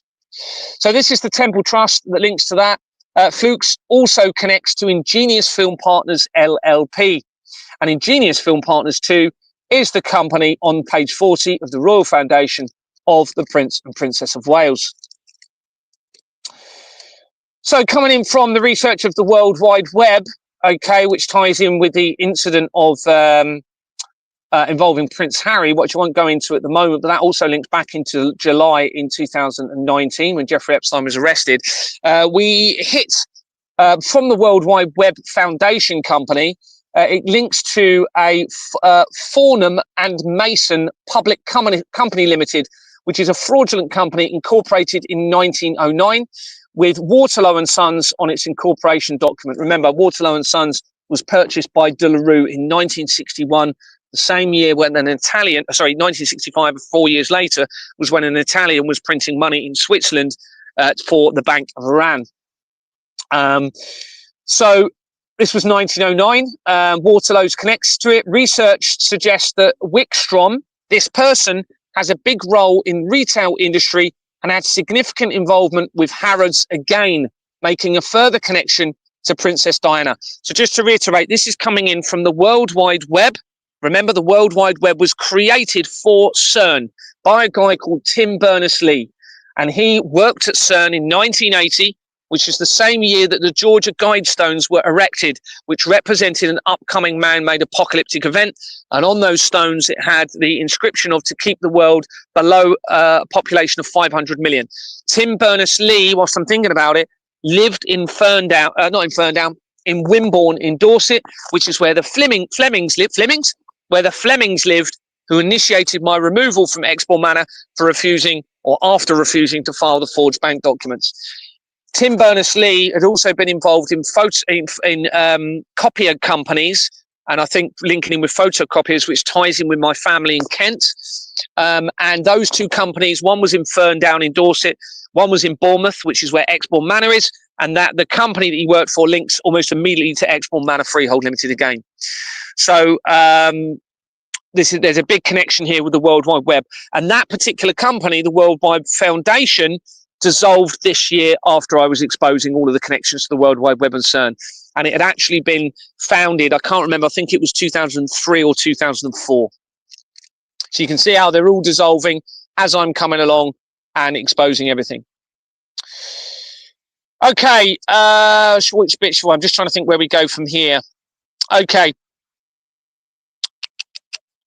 You can give us a choice if you want, Gary, like you did last time. We can see where people want us to go. Well, no, I might get a bit lost actually because I'm not at a crossroads in the evidence. You keep doing your thing. I just want to let everybody know I've made a web page that is getting populated with the Gary videos, and it will be where people can then go and download things that Gary's updating and all the rest. It has to be done in a way where basically we're not linking it through YouTube, because I think you can read between the lines as to why. So just keep an eye on ProjectROOQ.com. I'll have a Gary page up there fairly soon, and we can go from there, basically, mate. And next week, possibly, I'm going to start taking Gary's information and starting to get the AI to turn it into basically an audio version of Gary's work, so that, you know, if you're wanting to consume the document in a different way, you can. Also, I just need to do this while we've got a second, Gary. So Spanner has got his foster dog listening to the podcast, and I don't know if he's left the house, but the foster dog's called Toby. So Toby, if you can hear us, you're a good boy. You're a good boy, Toby. So yeah, big shout out there. So yeah, so we'll get to the webpage, crikey. It's the page is there, it's just not populated yet. By next week we'll be up and running. So yeah. So just this bit I'm going to read you now comes in from it connects into the Israel attacks, okay, which we get attacks that happened in 2023. And when you come in from there, you hit very quickly a company called Ruby Shoes Limited or something like that. I'm not going to. We can imagine the shoe color that we're going to be just mentioning quickly here, and how this ties into something. But this possibly explains why this particular color of shoes that was worn in the 1949 original Wizard of Oz movie are the most expensive movie props ever, and they were sold for $28 million. As I was continuing to expose the fraud in 2024, this is as the exposure continued, and the Wizard of Oz movie had been directed by Victor Fleming. A lot of people don't know that. I didn't know that until I researched it, so that's going to link back in with the Flemings, I suspect, and who have been described as being violently pro-Nazi.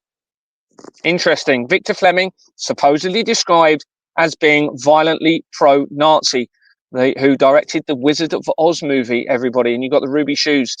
Now, this then links in with the high price of these shoes appear to have been influenced by the release of the aptly named Wicked movie in 2024 that was based on a book that relates to the Wizard of Oz, and the movie stars Cynthia Erivo and Ariana Grande, with connections having been made to the Israel attacks to a criminal Manchester arena company. We're going to be talking about and going into that in a bit later, because that becomes really important. And it again links with the leader of Qatar. Okay, again, via this research. So just wanted to mention that. And then from there, we then make connections. I talk about McDonald's and a dream that I had, but we're going to come into that a bit later, so I can cover that there. From these companies, Just reading through where we can go from here. Gary, do you know, every time you say something that I can fact check really quickly, it always blows my mind, right? And it's £25.5 million they sold for. Yeah. And they've sold 16 times and they've been stolen apparently last year. But that's not the point. But listen, if we were to say that this is an inauguratory symbol, okay, that launched or revitalized a movement within the elites, that's the only reason you're paying $25.5 million for these. Okay, like they're iconic, yes, they're very iconic. But as somebody who's into collectibles, Gary, right, somebody who has got actual knowledge of movie props and things like this, this is mad. This is wild. $25.5 million. But I mean, at the same time, I did see, a basketball card sell last year for like $9 million. So it's what you're into, I guess. But it's when you start putting together the director and everything like that, Gary, it really does not paint a good picture. And I appreciate everyone understands that we can't talk fully about what we're talking about, so we have to be a bit cryptic here. So yeah, I appreciate that. You'll understand that. Wild. But certainly, I mean, all the dots are being joined with this. Now we've got this evidence of the fraud. It's just everything is fitting into place now. So there's a reason I'm telling you this bit. So there's evidence I've got in relation to Prince Harry, potentially in July 2019. But in 2024, he changed a record. It was on an article, which is the way I know about it. And then I've gone into it and confirmed it on a company that he is supposedly linked to. This is Prince Harry, and it was an organisation called Travelist. And James Allen Holt connects Travelist Limited to a company called Inspiring Girls International Limited. Douglas Wheels of this company connects to Eureka Workshop Limited that was incorporated in 2000 and is a criminal company, with Michael John Hope of the London Law Agency and 84 Temple Chambers, Temple Avenue on its incorporation document. That then makes immediate connections to what we're going to be talking about later and the ultimate deception in all of this. So remember, this is coming in from the research of Prince Harry. With the name and address that is used throughout the fraud, a Eureka company is shown on an incorporation document of the Jewish Community Centre UK, making important connections.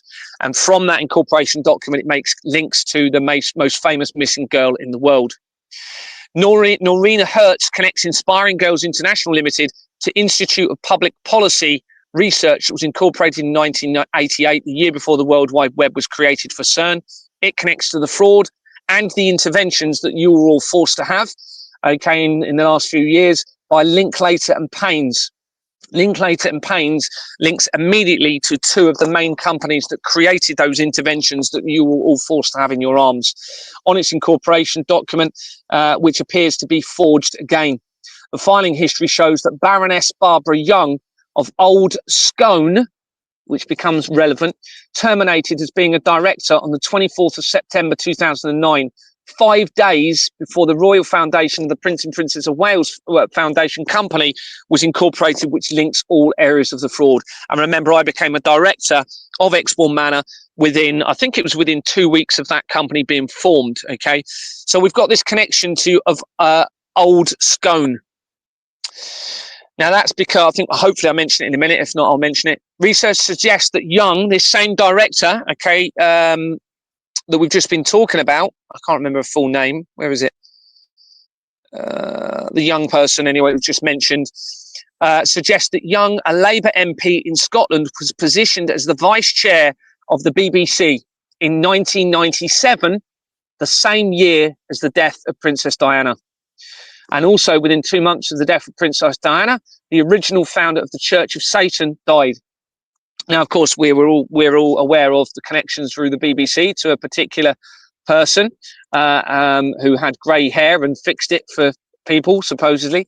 Young was appointed as a member of the House of Lords on the Science and Technology Committee in 2024. Now, the Science and Tech, I can't remember what the company's used, it's called, but it's something like Science and Technology Limited, is connected almost immediately to Ghislaine Maxwell, and that ties in with the Earthquake Christchurch appeal and the links I've got to the collider technology and the earthquake that happened in Christchurch in 2011. That company, that science and technology company, was incorporated in the year that I was born, 1977, and it dissolved in December 2022, which is the month that I made my first official report of the international fraud to Action Fraud. And ironically, yes, Action Fraud is part of the fraud. It's an inversion. I've got the evidence confirming that. And all intelligence agencies are part of the fraud. It's a complete inversion. All right. So anyway, reading on. So she became the House of Lords on the Science and Technology Committee. Now, remember about the threats from this collider and the technology they're building. This appears that they positioned somebody already compromised by all of this to be able to influence the decision moving forward in relation to this technology as a potential, and I do say potential, attack against all of humanity as they're becoming exposed. So where were we? And also, which is she also becomes relevant regarding the Christchurch earthquake and Scone. Remember, she was the MP in relation to Old Scone. Scone is where the stone of Scone, okay, is kept, and the stone of Scone or stone of destiny is supposedly the stone that needs to be used in for the coronation of real kings and queens. And that stone, according to the research, went missing from Westminster in 1951. A big lump of it ended up in a field, supposedly in Kent, which is where I'm from. And it got broken into pieces. And then potentially a fake stone was used in 1953, 2 years later, for the Queen's coronation, which means it separates from the creator, the royalty, because apparently that stone creates the moral conscience connection, if you like, through our creator to royalty, to ensure that there is a foundation of moral conscience, which clearly there isn't. They've gone completely against it, haven't they now? So that becomes very important. So where are we? So this also ties in with I've mentioned that, the full stone. I've then made connections coming in from Prince William and via Kate Middleton to two organisations where an article suggests they were involved in. Those organisations were APL Anglesey and CE Strathern. And I'll just tell you about that quickly whilst we're here. APL Anglesey Limited was incorporated in October 2012, the same year that CERN discovered the Higgs boson or God particle. It links immediately to the fraud by Sevenside on its incorporation document. And I've put Harry, but I think it will be William, is shown as a significant person of control since October 2020. Jonathan Matthew Haley connects this company to Farah & Co., making an immediate connection to Ghislaine Maxwell. And also to an organisation that appears to pertain to very serious crimes against children. And we're not talking about sexual abuse. We're talking about more serious than that. And that links to that organisation, which then connects to my wife via the nursery that she was going to at the time that we were first introduced. Polly Claire McGivern connects this APL Anglesey Limited to 19 companies, including Breast Cancer Campaign Scotland, that links immediately to the Police and Crime Commissioners Association and quickly to the Savile Club by Bertram Dyson Bell on its incorporation document. So on the Police and Crime Commissioners incorporation document, you have that exact same company, and the address also of 50 Broadway links to various key parts of the fraud, and also the Association of Police Crime Commissioners. When you research it, links almost immediately to the Savile Club, and the Savile Club was a gentleman's club, i.e. men-only club, that will undoubtedly connect to the sex trade, and it links to Jimmy Savile's family, it seems, and that goes back to the 1868, I think it was originally founded, and it appears as though gentlemen's clubs are a big part of all of this. One of the big ones being the Garrick Club that was formed in 1831, men only. Okay, and that links to the intelligence agencies, and via that you've got what appears to be a reference to Dave Courtney, who's a self-proclaimed gangster, and he, on that record to the Garrick Club, links immediately to Ingenious Film Partners too, the same company that's on page 40 of the Royal Foundation, the Prince and Princess of Wales.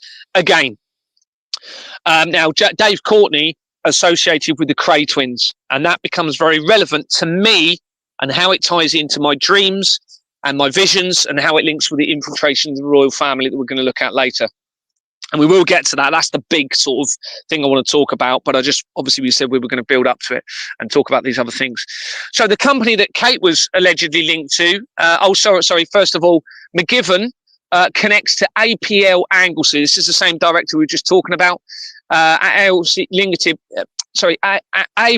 Anglesey Limited to the Prince's Charities Events. And that is a criminal organisation with Jordan's Limited on its incorporation document, the same criminal organisation that is on the incorporation document for Exmoor Manor Freehold Limited. Kate's company, according to the article, CE Strathern, was incorporated again also in October 2012, the same year as the Higgs boson was discovered by CERN, and it dissolved on the 11th of January 2022. As I'm making early inquiries at Exmoor Manor Freehold Limited, and the same day that a company called Owen Film Partnership LLP dissolved, as mentioned elsewhere, and that Owen Film Partnership links to the Satanic Temple United Kingdom, and the management company was Owens and Porter for Exmoor Manor, and the agent was Stephen Owens, who, when I held a meeting, when I was trying to find out what happened, refused to even speak to me, and because they were managing the building, Exmoor Manor, and he gave his resignation on the spot without even saying a word about all of this. And he links to the Russian government. Yeah, people quitting their jobs rapidly, and the removal of all these businesses as you're discovering stuff is really, really quite damning data entries, you know. I just want to say to everyone, you're doing so well. We're at 1,650 live on YouTube. Not 50 more people, and Gary and I will do an extra live. We're not anywhere close to being done here, because Gary is in a tent and I have nothing else to do. So we are here exposing, okay, for the people. All right, we are doing this for the people. So again, get the likes and get the shares up, and we will be able to then have a show over on mine where we'll talk about the past offense scenario. That's about all I can say. Things we can't talk about here.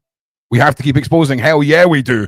Hell yeah, we do. And again, a big thank you to Gary. You give up your time every week, mate, and I really do appreciate it. No worries. I know everybody else does too. And listen, I know everyone, some of this is very complicated. The way I see it is, if there's 1,650 people watching, and we all understand 1% of the whole thing collectively, we get it. So if we all understand the bit that we understand and the bit that we have a bit of prior knowledge to, focus on that, because trying to understand every avenue of it, as Gary's saying it, is a lot. Okay, but you'll find bits where you sort of get drawn, and you're like, okay, well, I know a little bit about this. So if I go and check what Gary's saying, or I delve in and do a little bit of extra research, that's the way that I've been sort of applying myself to Gary, because it's a lot, and it's by design, Gary. You know, it's very much by design, so that people that hear your research go, I'll just tune in here live. You know what I'm saying?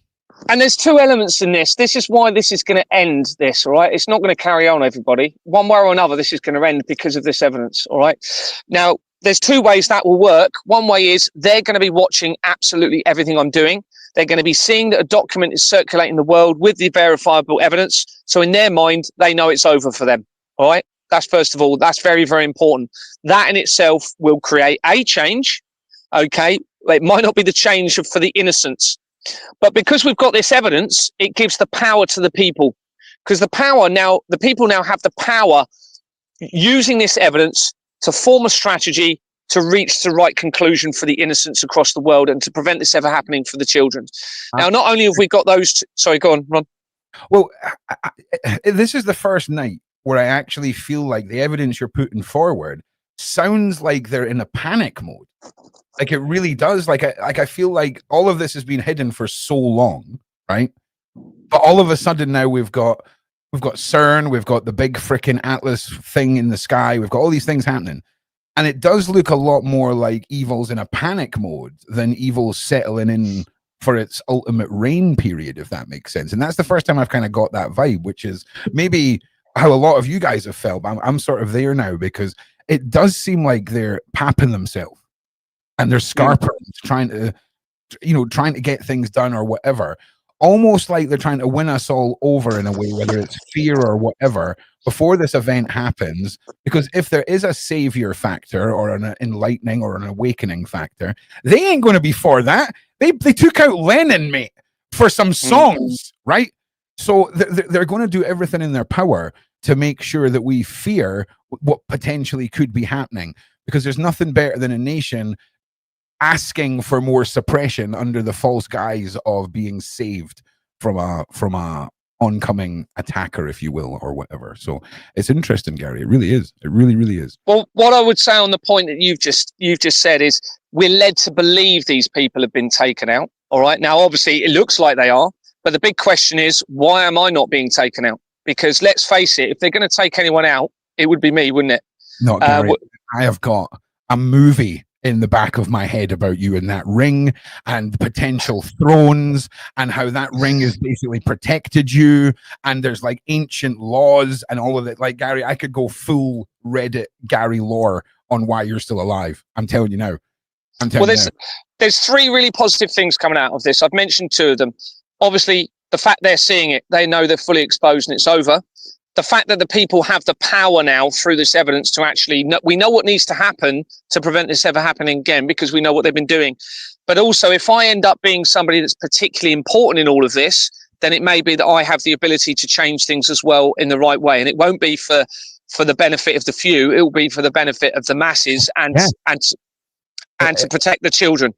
Yeah, my money is on your ring fits perfectly into a hole in a stone wall, but then you turn your hand and all of the secrets of the universe are revealed to the chosen one. Okay, Gary, I'm not being funny. Have you ever been hit by like a car or anything like that? Maybe they just can't kill you. You know what I'm saying? Maybe like maybe in once in a generation there's a chosen one who they can't take out. That's maybe how the balance of power works. You know, and I'm not suggesting you go and like test this theory, right? But I'm just saying, like, if anything ever happens, you're like, oh, that should have killed me, but it didn't. It's a data point. But I honestly think there's so much more to this than we can imagine, right? Let's be honest. When we get into the of CERN, and there are people were talking about CERN being liquidated or what they're doing with CERN. CERN's getting bigger, mate. It's going through 4 countries now. It's they're going mega donut. Okay, it's just getting bigger. And just one thing, you only managed to trigger one person when you brought up Princess Catherine, right? Or Kate? Is it Kate Middleton? That's Kate Middleton, yeah. It's not Kate, it's Catherine. Okay, listen. Catherine runs in enough episodes of the Royal Mess to know it's Catherine. So you only managed to trigger one person. Was it a generalized royal family being involved in fraud, or was it a direct link to the Middletons or Princess Catherine? What was that point? It was literally an article that claims that she was connected to that organisation, and then one of the directors then links immediately into the fraud. Let me just double check what it said again, just to clarify. That's right. So the company that she is linked to, according to the article, was incorporated in 2012. It dissolved in January 2022. As I made, and the same day the Queen Homefield Bonnet dissolved, it links immediately to the fraud. So it links to the fraud via a company that is on it, but it doesn't appear to be a forged company. Okay. But it connects to the fraud.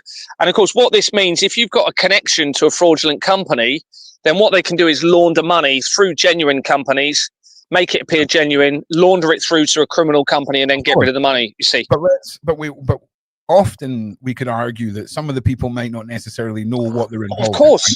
Absolutely. Of course. Absolutely. Just saving you from the comment section tomorrow when the Royal Commentator crew go, because that's the only thing they'll have heard from the whole podcast, Gary. Okay, that's the only thing they'll have heard was Gary attacked Princess Catherine. So I just wanted to yeah, let me just explain a bit. Now, remember, I was the director for a criminal company. I didn't start the company. I joined it 2 years later, and there was nine directors. I had no idea it was criminal until 2023. So that means other people won't know. Yeah. If you've got a company and someone was involved in its incorporation, they've obviously chosen, for whatever reason, to use the connections at that point for their incorporation. Now, whether they knew that it was fraudulent or not, possibly a lot. Even then, possibly people didn't know. All right. Even then, possibly they didn't know about. They certainly wouldn't have known, most people, the crimes behind all of this. You know, the crimes against the children. Okay. So a lot of people. You know what I mean? yeah, I just wanted to put that one out there because, you know, it's important that everyone realizes we're not pointing fingers at everyone that pops up in this. And it's interesting when we have figures that are so beloved, right, being used and put into companies, because instantly you would think, oh, well, that it can't be a criminal company if that person's involved in it, because often, like Gary has said, they don't know what they're involved in. So yeah, absolutely. I hear you, Luke. Don't worry, mate. I'll call you tomorrow, man. I've got an hour live after this, and it's going to be a long evening. So, I just want to say to everybody, so you're almost there. We're at 1660. You're doing really well. And a big shout out. Oh, Gary's broken his camera again. Hang on a second. Oh no, he's back. He's back. I'm just trying to turn my sound down. It's really, really loud. Yeah, we don't want to wake the pensioners who are. There we go. There we go. So this research that we were doing, it links to an organisation called Turk and Connell. And that's the one we're looking at. Yeah. Oh no, this is further down on the document. So there's another part of the document. You come to a company called Turk and Connell. I'm not going to go into how we get to it, but I'll show you why this is important. So Turk and Connell shows that Turk and Connell Trustees Limited had a registered address in Edinburgh. This is where the oldest active Freemason lodge is based, everybody. And I think there's going to be something very special about Edinburgh in all of this. And this company, it was incorporated in February 1955 as Dundas and Wilson Trustees Limited. This is 5 months before Disneyland Park opens in America, the first one, which appears to be potentially relevant with the infiltration of the potential real royal family mentioned later. Its name was changed for the first time and only time, according to the overview, on the 18th of August 1997. This is less than 2 weeks before the death of Princess Diana. Now, this is coming in from and makes connections to the Satanic Temple, United Kingdom. All right. Within 2 months, the original founder of the Church of Satan, as we've already said, died within the death of the time of the death of Princess Diana as well. So, where were we going with that? Less than 2 weeks before it changed its name. So now we're actually looking specifically at Princess Diana here, because the rest of it was just coming in from different angles. There are various references to Princess Diana throughout the document, and she's clearly an important aspect in relation to the fraud, with it being almost certain that her death is not as we've been led to believe. According to the research, Diana was born in 1961. Remember, that's the year when Waterloo's was purchased by De La Rue, the main currency producer. And she was educated in Kent, Hampshire, and Switzerland. Kent, where I'm from, Hampshire, near where I moved. This is where Deborah Fleming was the NHS chief executive, and Switzerland, which is obviously where all of these organisations are very importantly based, including the World Economic Forum, etc. And also where she was educated, I believe it was, now don't quote me on this, I think it was Tunbridge. And in another part of the document, I hit Tunbridge School, and it goes into really key areas in all of this. Tunbridge, I believe, or Tunbridge Wells, is near to where the person where I got this ring from with the surname of Windsor, my wife's granddad, was also born. And this is where he went to a Masonic school, and he became a Christian then, and he moved to Dorset, so I'm led to believe. So, now Princess Diana, in 1981, she was working at a children's nursery called Young England School in Pimlico. And it was then that she became engaged to Princess Charles, according to the research. And I suspect that it's no coincidence that this was in 1992. This is the year that the Companies House Register is starting to become electronic. It's also the year that the Vatican becomes a legal entity, tying in with the prophecy of the popes and Pietro Parolin. It's also the year after the relativistic heavy ion collider starts to be constructed in New York, and the year that David Icke says the world will be devastated by earthquakes and tsunamis. It's also the same year that my favourite movie, Terminator 2 Judgment Day, was released, and that links back into ingenious film partners on page 40 of the Royal Foundation, the Prince and Princess of Wales, from the director, James Cameron. So we've got this, yeah, I've mentioned that.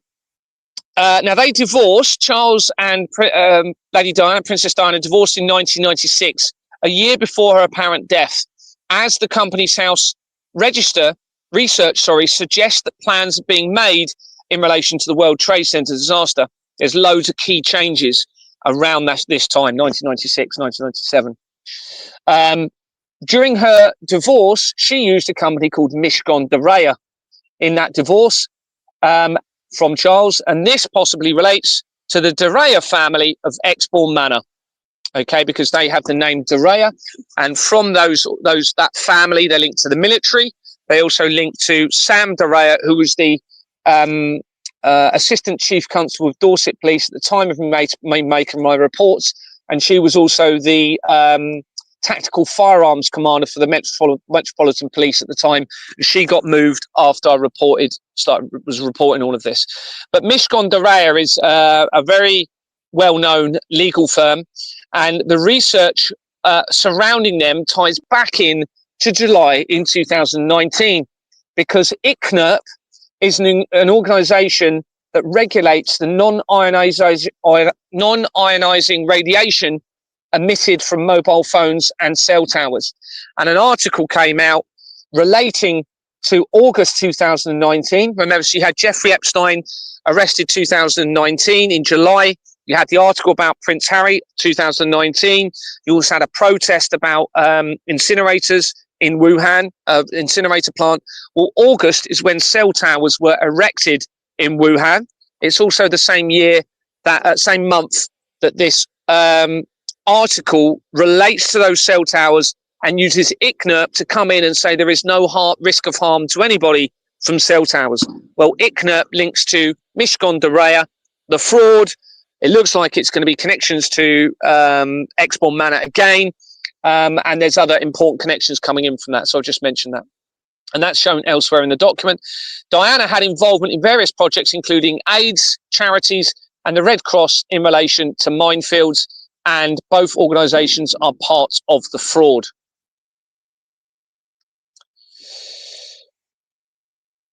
I just want to say to everybody, Gary, they've now got us over 1,700 viewers live, so they've earned their bonus stream once we're done here. And I've got a couple of things about Edinburgh I want to ask you when you're done, but just carry on the path you're on just now, Gary.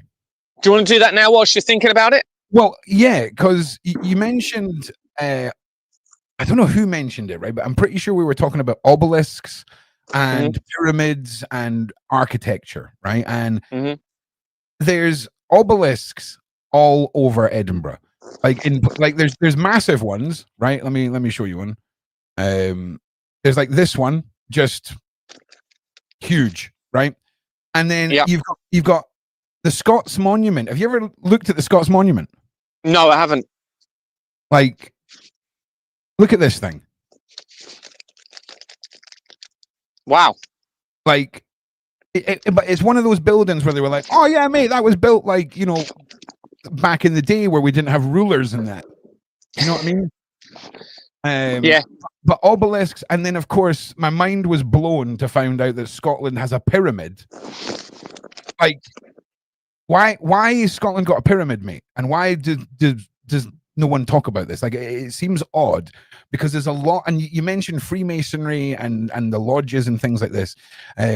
Edinburgh's at the epicenter for a lot of bizarre links to the Freemasonry, but also this Egyptian style iconography, whether it's the obelisk. Oh,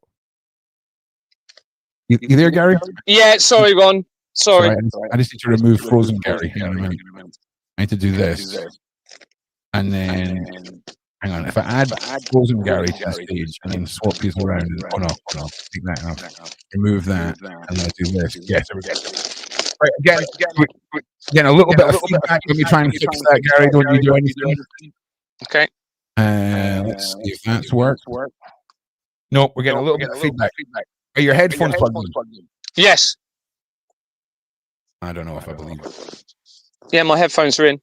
Is it set so that are you hearing the sound coming out of your phone or out of your headphones? Headphones. So then how the hell? Yes, Denise. Yes, Denise, we know. We're trying to fix it. So Let me remove Gary again.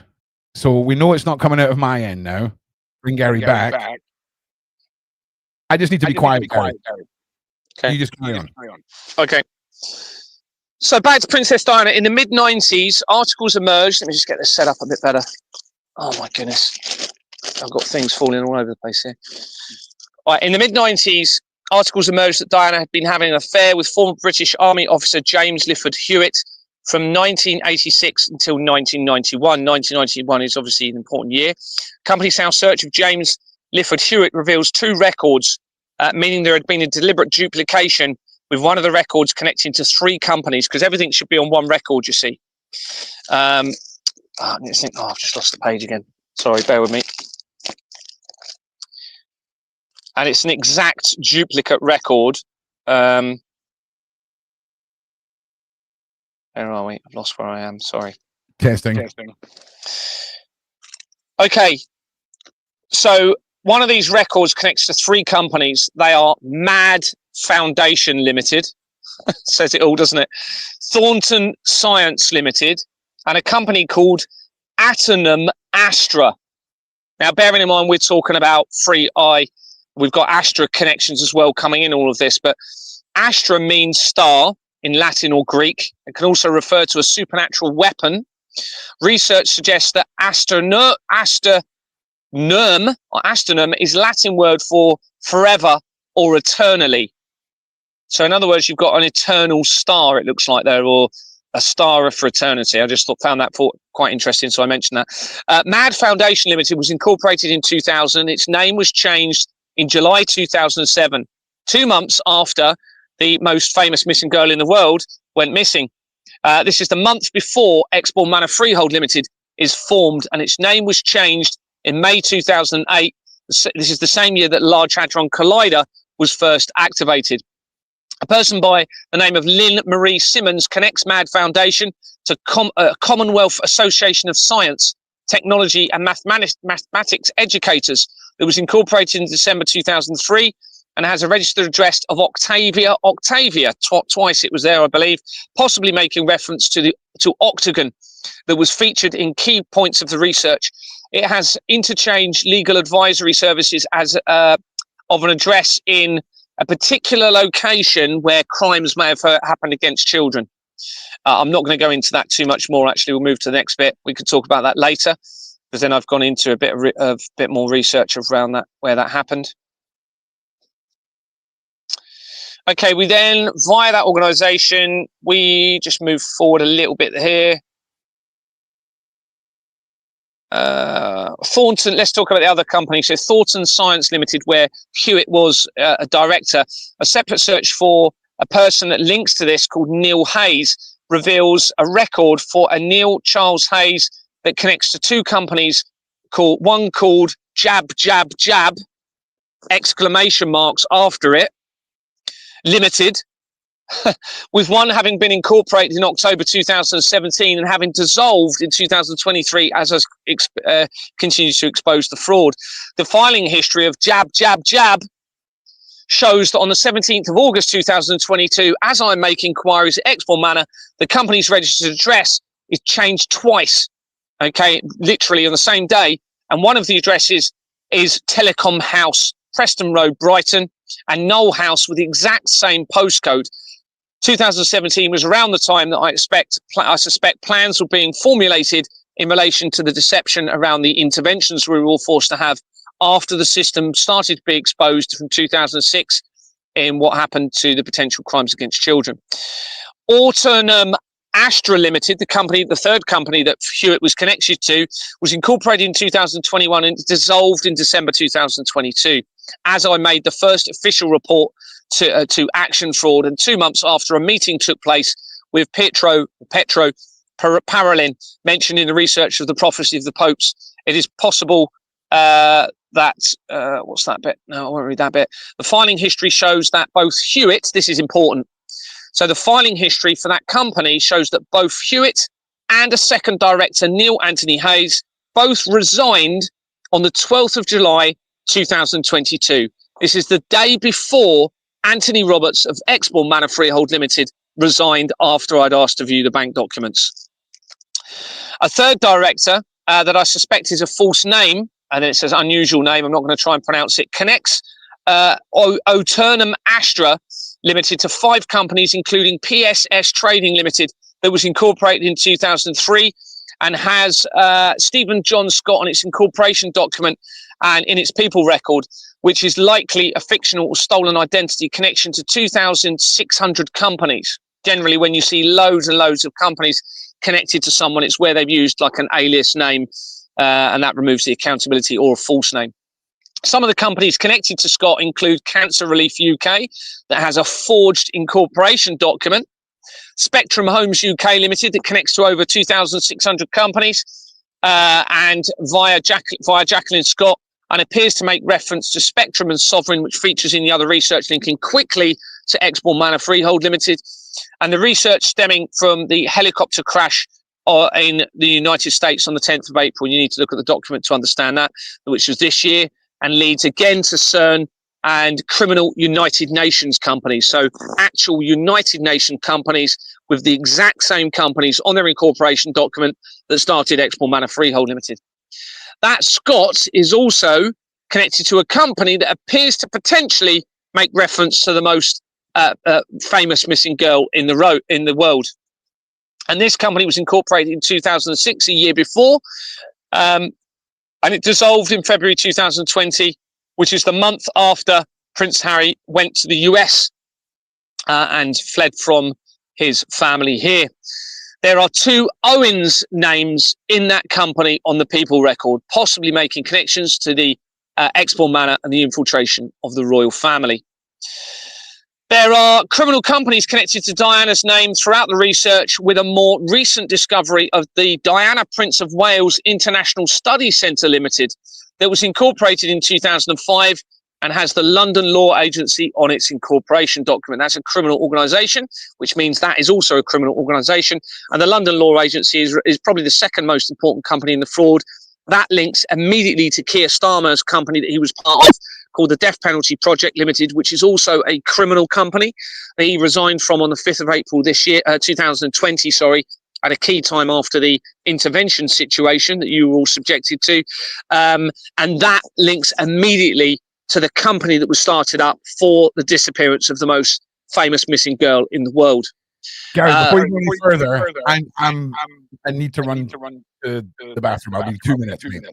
So just give everyone another quick recap. I'll be less than 90 seconds. Yep, no worries. So those of you who don't know me, I was in police for 18 years. I was in Kent Police from 2000 until 2006. And then I transferred, not knowing anybody, down to Dorset Police in 2006.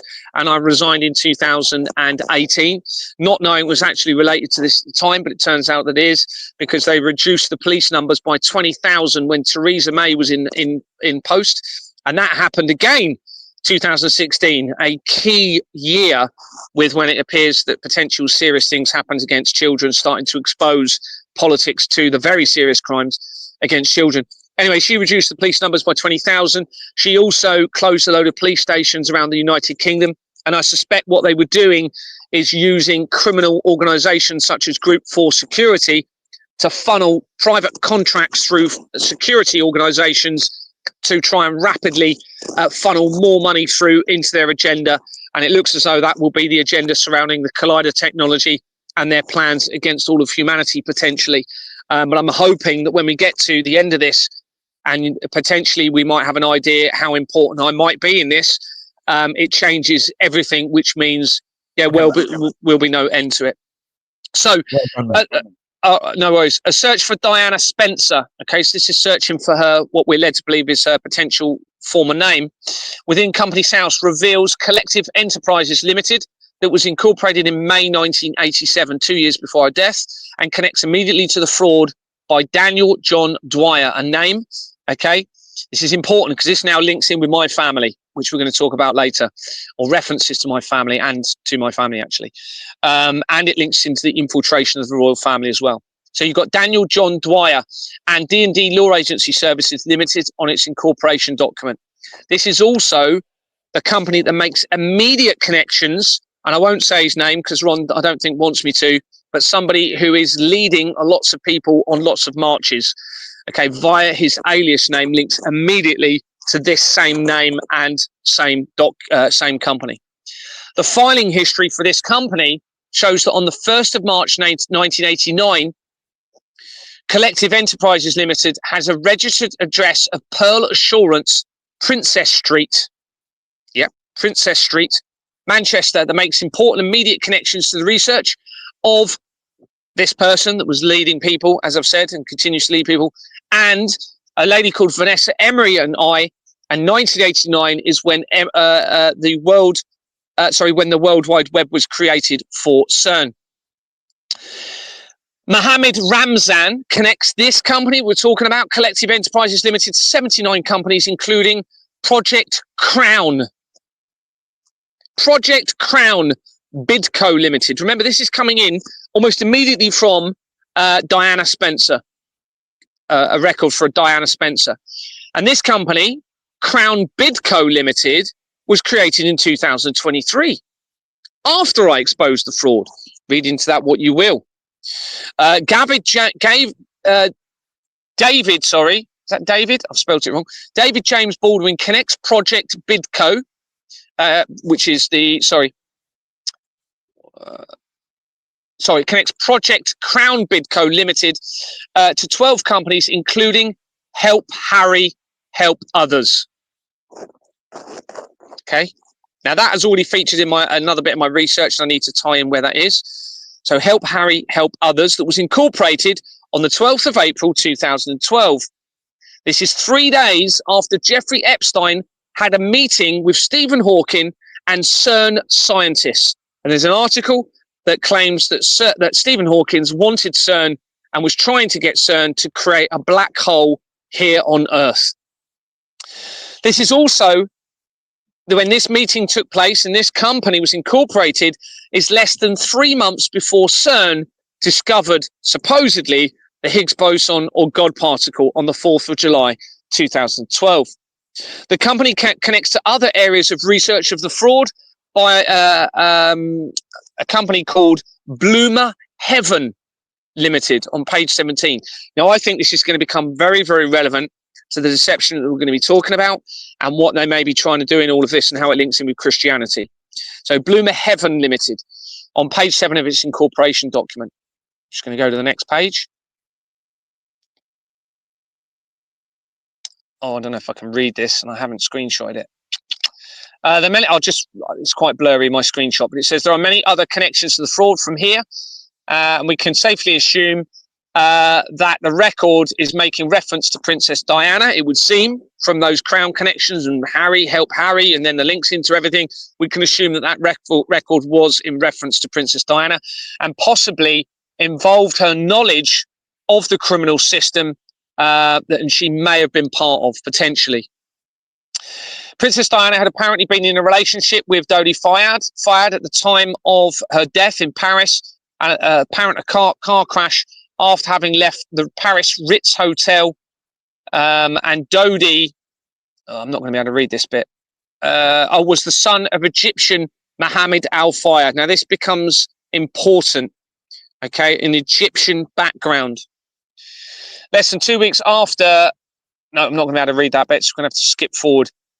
Can I read that bottom bit? No. Let's go to the next bit.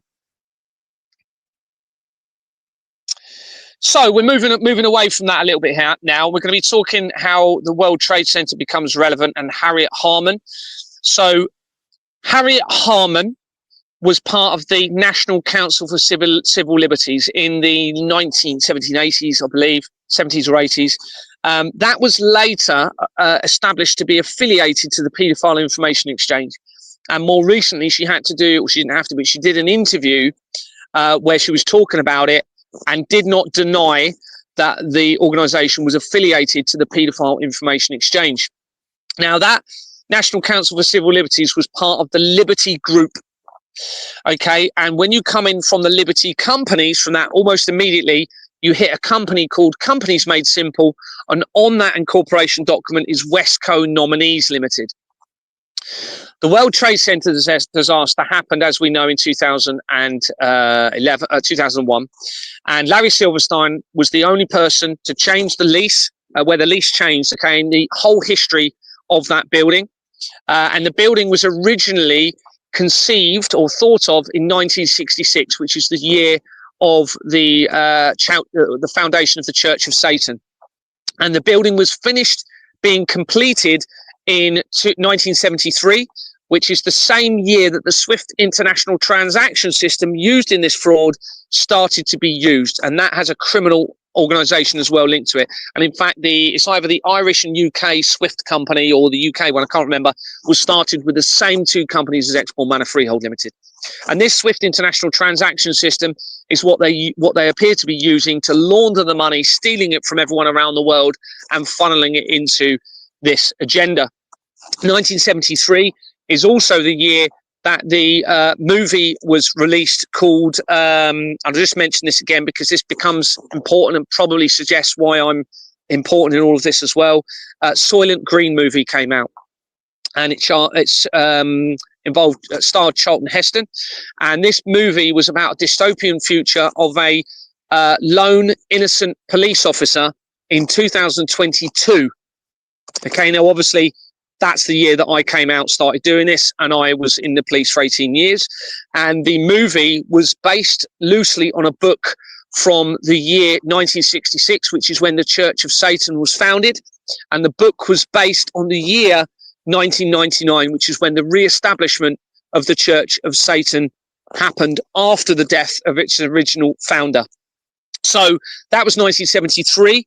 They also changed MK Ultra, which is what it was named, the mass non-consensual experimentation on humanity, to MK Search, as if they were searching for something.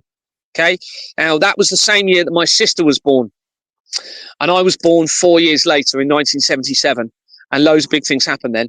But going back to, so you had Larry Silverstein acquired the lease on the 24th, I believe. It was the 24th of July, 2001. The only time that had ever happened. The collapse of the building happened, as we know, on September 11th, 2001, supposedly. And then he received afterwards a Liberty Fund grant, okay, in relation to the disaster. Liberty. Remember, the National Council for Civil Liberties is under the Liberty banner, the Liberty Group companies. Now, Westco Nominees Limited also links to a company called Silverstein Real Estates. Okay, now Larry Silverstein was a real estate developer, and when you look at Westco Nominees, and I urge you all to go and look at it, type it in, Westco Nominees Westco Nominees Limited Company's House on Google, type that in, go and look at the incorporation document.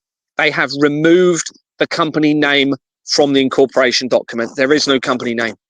That's only happened to 2 or 3 companies out of probably over 250,000 companies that I've looked at. There's over 5 million. There's about 5.3, I think, million registered companies on Companies House.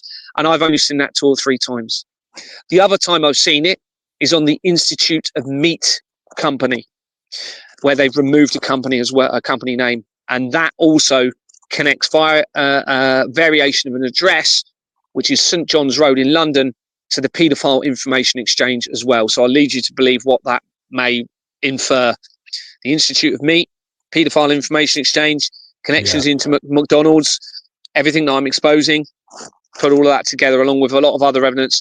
The horse meat scandal, I've researched a little bit, I need to go into it a bit more.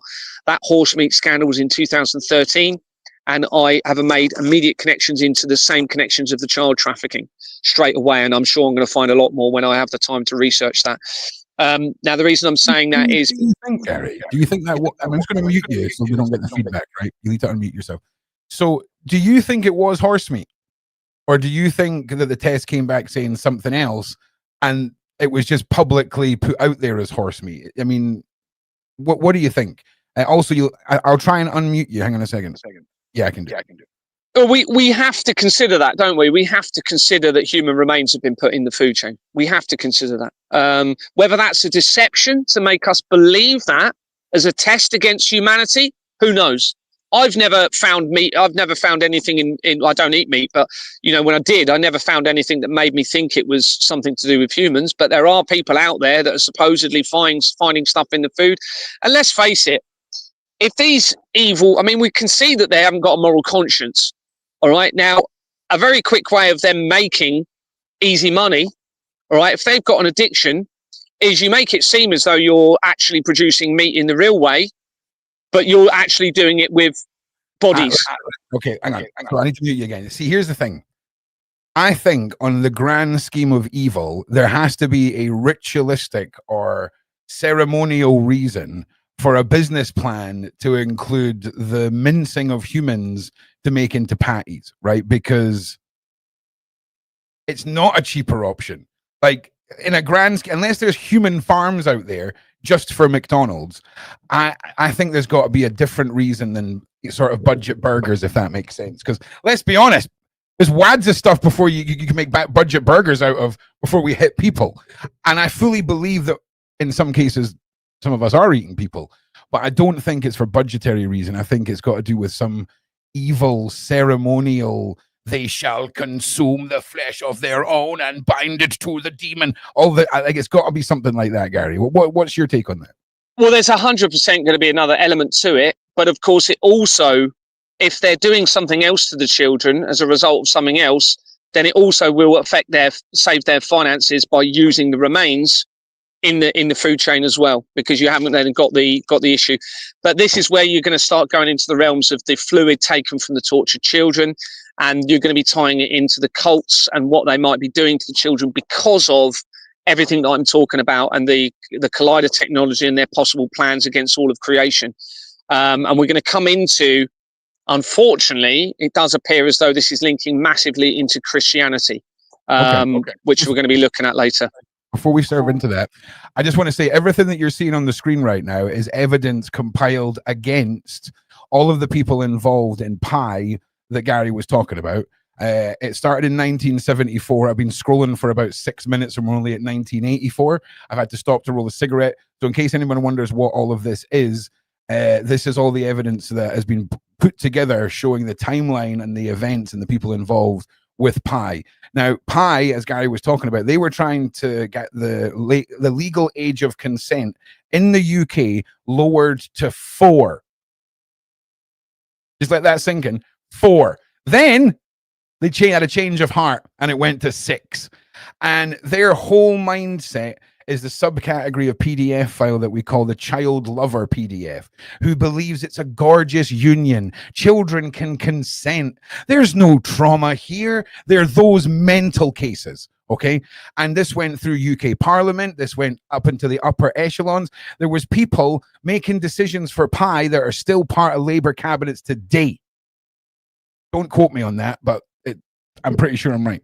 And it's crazy. So this went on. This is still going on now with Pi, just to be clear.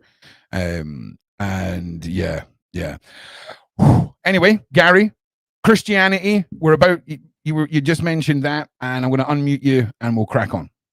Yeah, I'm going to come on to that a bit later because that's where my dreams sort of overlap and link into Vanessa. And also, I'm just going to have to put my phone on charge. Bear with me.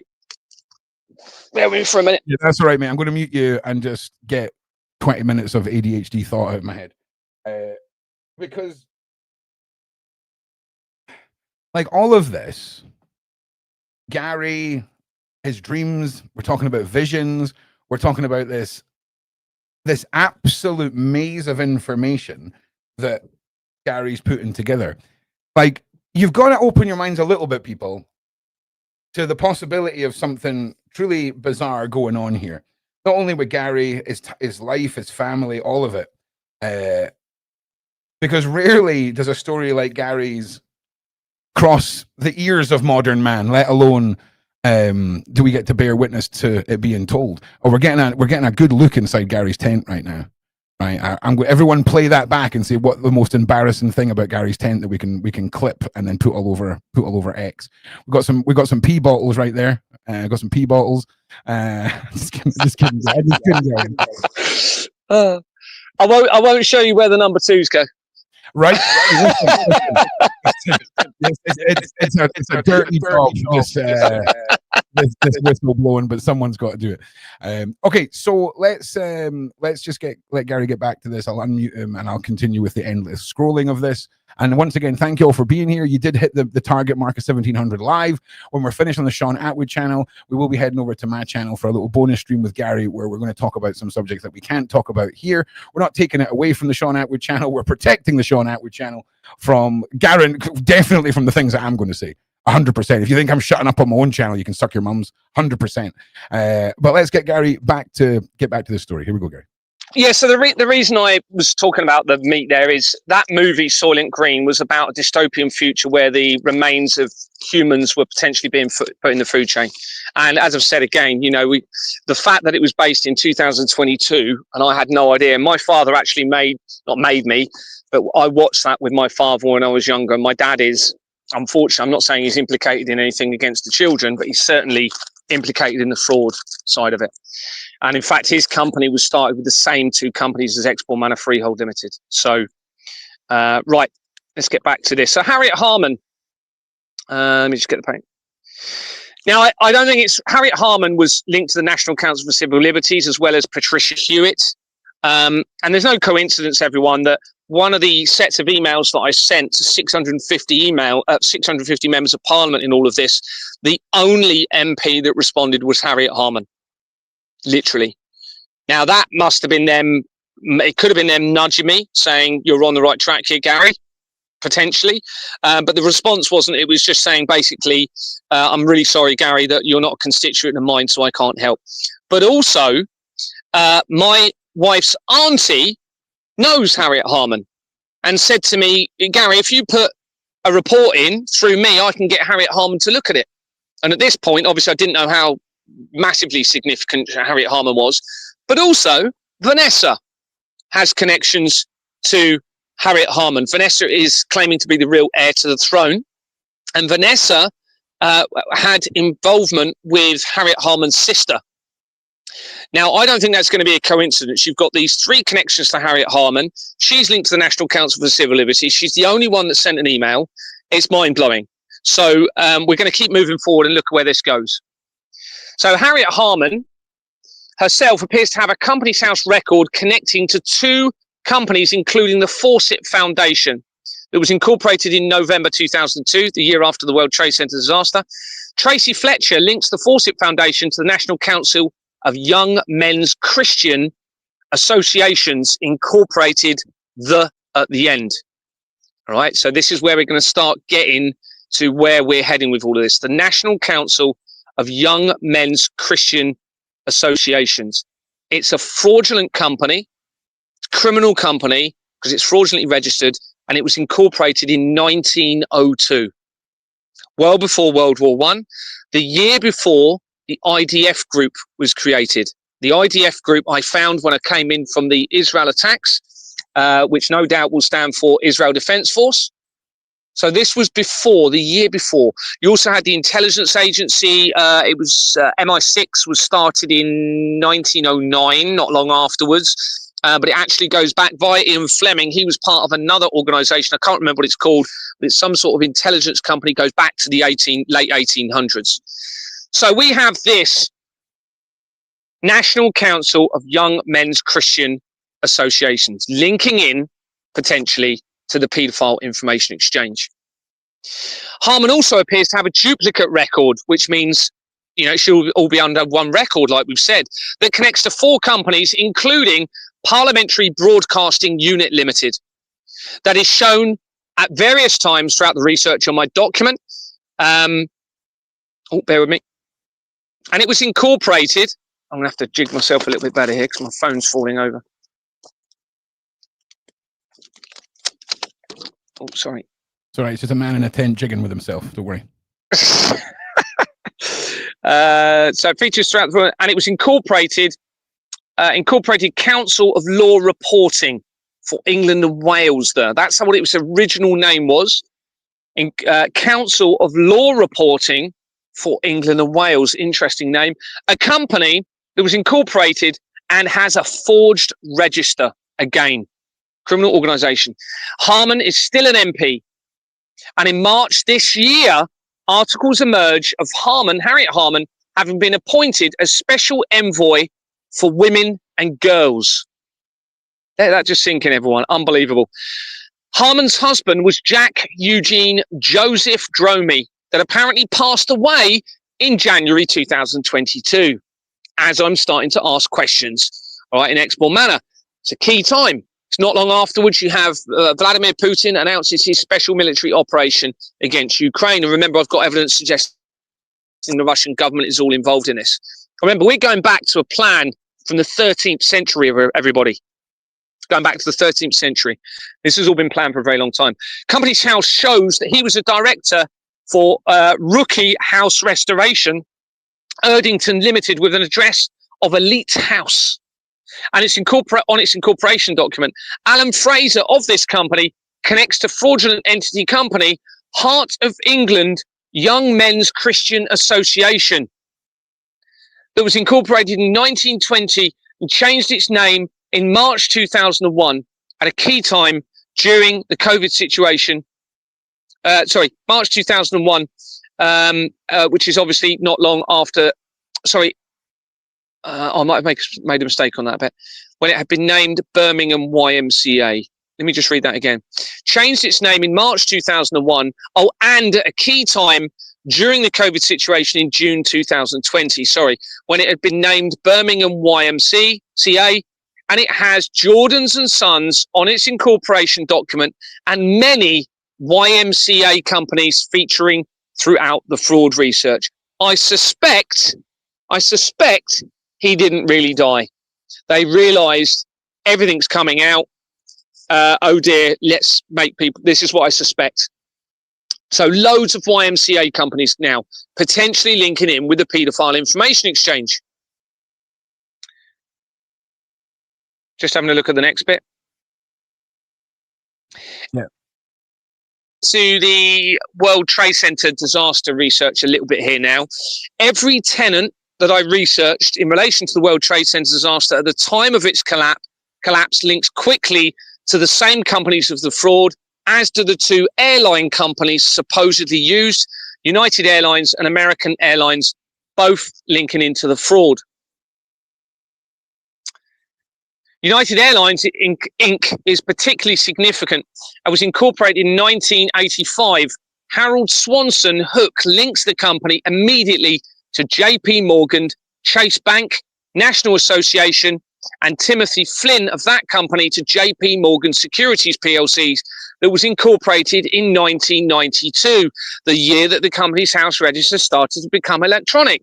The year afterwards, all of these big things happened with David Icke as well. And I've connected David Icke to the intelligence agencies from two angles, immediately on one bit of research. This company was incorporated by Slaughter and May, and last changed its name on the 6th of July 2012, 2 days after CERN supposedly discovered the Higgs boson or God particle. Now, Slaughter and May is an important company that was originally founded in 1954, which is the same year that CERN was founded. Okay, that manages the Large Hadron Collider. It's the year, remember, after the Queen became coronated. It's the same. That's the same year that the MK Ultra program appeared to start. And JP Morgan, remember, where we've just seen these connections, JP Morgan links to the Flemings, and I suspect that Slaughter and May is a deliberate name used. Slaughter and May appears to be a very important month for what they may be doing to children, according to what I've seen. Now, Slaughter and May, just to put another point on Slaughter and May, so their company, their main company, was incorporated in 1954. It's a criminal organization. It's not even fraudulently registered, which means wherever that is used on the incorporation documents, they're also a web of criminal companies. But the actual Slaughter and May, I think, goes back earlier when it when it actually began. I can't remember, but I think it becomes relevant. And something tells me, I won't say it actually because I'd have to check the document to make sure. But Slaughter and May is heavily linked to the football industry. Heavily linked to the football industry, and the football industry, I'm sorry to say, if you're a football fan, massively implicated in the crimes against humanity, because it gives you. I just want to say to you, Gary, that May the 1st is Beltane, which is one of the most important days of the year when it comes to witchcraft and the changing of seasons and all that kind of stuff. And I just wanted to back you up there on your slaughtering me. Is that right? Is that right? Slaughter. I mean, that's unreal, isn't it? Unreal. But the football industry is a massive in this. Okay, most football clubs are criminal organisations because it gives them the ability to steal the masses, steal money from the masses through this fraud and funnel it through the football clubs, and then of course they can make it look like it's the footballers' wages. And many footballers are linked into this. David Beckham, you've got Victoria Beckham linking in with this. That was coming in from the Israel attacks, linking to the Spice Girls, where the Ruby Shoes company is. I'm sorry to say, and the research suggests that Victoria Beckham has a background linking back to Germany again in all of this, which obviously got massive connections into the Nazi regime. But the Nazi regime will be a deception because this goes back a lot further, all right? Because that will obviously assist with the deception around the world wars, tying in with the Albert Pike letter, etc. So we'll talk about this a little bit whilst we're here. JP Morgan Securities PLC, which we've just mentioned, has JP Morgan Securities Limited, and this links to many Fleming companies on its incorporation document. It last changed its name in November 2001, 2 months after the World Trade Center disaster. The research actually leads to RF Trustee Co. Limited, that was incorporated in 1923 as Southern Investment Trust Limited until 1979, when its name was changed to Robert Fleming Trustee Co. Limited. Now remember, I've already said with Ron before, you might not remember, but there's an organisation called Robert Fleming Co. Limited that was started in 1932 that changed its name on the day before Larry Silverstein acquired the lease for the World Trade Center building, and it changed its name to CA Premier Banking, and CA stands for Cater Allen. Cater Allen was originally founded right back in 1816, the year after Switzerland became a neutral country. So we're going back a long way and well before that anyway. We also, Gary, had the Beckhams coming to meet the King last year. I do believe they were put in charge of something completely random as well, just to throw that in there. They have, direct connections with the King, allegedly. Yeah, and within a week of me I think it was a week or 10 days of me releasing my evidence in relation to the Spice Girls, David Beckham was on a news article where he was at the World Economic Forum meeting being the ambassador for youth. Just literally unreal. Because, I mean, I don't think if you went up to somebody of the youth in 2025 and asked them who Beckham was, they would have any correlation in this day and age. I mean, he was a legend in our time, but it's a bit of an interesting one. Yeah, and I don't think it's any coincidence, talking of McDonald's. So in April 2012, remember, that's the month that Jeffrey Epstein held a meeting with Jeffrey Epstein and CERN scientists. David Beckham did 2 adverts for Burger King, and Burger King link immediately to McDonald's on my research. Literally the same director connects the Burger King company to McDonald's, and McDonald's links to Jeffrey Epstein. Really? I mean, at least his wife isn't involved in like fashion or anything like that. Do you know what I mean? Or Yeah, exactly. So this we've got this Robert Fleming Trustee Co. Limited. This is the same year. So it was actually changed its name in 1979. This is the same year that the Georgia Guidestones were being prepared to be erected, if you like, or put up in 1980 in Georgia, and in representing a man-made apocalyptic event upcoming. Adam Fleming of this company that we were talking about connects to BlackROOQ World Mining Trust PLC, who was originally incorporated as Mercury World Mining Trust before changing its name to Merrill Lynch World Mining Trust. Now, Merrill Lynch connects to Bank of America. Research shows that Robert Fleming Co. Limited was founded in 1873 in Scotland. So this is looking at the research now of Robert Fleming and his banking background. So 1873 in Scotland. And in 1909, the same year that MI6 was formed, that Ian Fleming links to. Remember, we're looking at Robert Fleming here. So this is Ian Fleming. 1909 moved that organisation to London. It was sold to Chase Manhattan Bank in 2000. And the Flemings were involved with Asian bank Jardine Fleming. Chase merged. Oh, my battery's going. Oh, hold on. Bear with me. Oh, if I cut out, then my battery. Oh, if you cut out Gary, I'm making something up and clipping it and putting on X that they've got Gary. Find Gary. You know what I'm saying? I hope it's going to last. If not, that'll be what happens. Sorry, I have had it on charge, but it's not, for some reason, it's not recognising it. Just to give you a time frame, we're hitting 2.5 hours. I would much rather you use all your battery to get your evidence out. We've promised the people a show on the thing that we can't talk about. If we don't get to that tonight, we can certainly put that on. I'll quite happily give up an hour tomorrow night if Gary's free to do that. It looks like Gary's collapsed now. That this is like a found footage movie, Gary. This is your life plays out like a found footage movie when we're live. Why is Gary in a tent? Because they took everything from him. They took his goddamn dog, Flint. Okay, they took his van. They took his home. I'm pretty sure there's more to the. There's probably some finer details that I'm leaving out here, but the truth is the reason why Gary's in a tent. You know, it's a well. Also, Gary, we can't hear you if you're talking to us, just because of the feedback. So give us a wave when you're ready to come back. Come out of the abyss, Gary. So yeah, Flynn, it's wild. So when we talk to Gary, it's the realness. And like I came to YouTube to do survivalism and bushcraft and prepping, and Gary's working on effectively like a bug out bag scenario. Like I thought he was camping luxury style with like 4 gas hobs and shizness, but he's fully in the grey man mindset. It's wild. Right, Gary. Right, let's go. Are you ready? Carry on. Yep. Okay, so we've got these BlackROQ companies. Everyone knows about BlackROQ, I'm sure. It's one of the largest asset management companies, if not the biggest in the world. So we're led to believe by them, of course. And we've got this connection to JP Morgan and Fleming companies now coming in.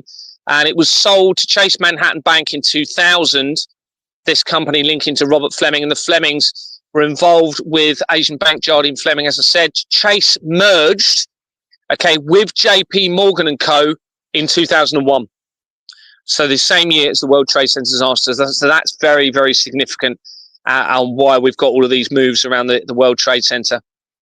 BlackROQ World Mining Investment Company is a criminal company incorporated with the Jordans and Sons Limited in 1993. BlackROQ Limited, another company, is a criminal company incorporated with the London Law Agency in 2006. BlackROQ Group Limited was incorporated with Slaughter and May in 1969, the same year that Charles became the Prince and Princess of Wales. So again, that's a criminal company because Slaughter and May is also fraudulently registered. Deepa somebody or other surname connects this company to many, can't remember what it is now, fraudulent oil and gas companies. All right, all utility companies are part of this fraud, everybody, all of them. They've centralized the whole lot so they can basically lead up to causing suffering to you and exploit you through it. This includes Shell Chemicals Hellas Limited, originally incorporated in 1927 and dissolved in 2023 as the exposure continued. Libya Oil Sudan Limited, incorporated as Shell Company of the Sudan Limited, in 1924. Includes Shell Tankers UK Limited, incorporated in 1912, the same year as which we're going to come to later, the Titanic. Shell Company of Turkey Limited, incorporated as Shell Company of Turkey Limited, in 1923, before changing its name for the first time in 2023 as the exposure continued. Now, everybody, if me alone in a tent can cause international intelligence agency companies and world oil companies to dissolve, think what we can do together. And we don't need to bring the system down suddenly. We can create a transitional change in the system, using this evidence in the right way with the right strategy to ensure that there is no chaos in a new earth for everybody. Gary, I'm just meeting you for a second. So was the Titanic the 9/11 insurance job of the day? To be honest with you, I haven't gone into enough detail to be able to say fully about it, but it ties in with my research around the infiltration of the royal family and linking into my family and Vanessa's, it looks like.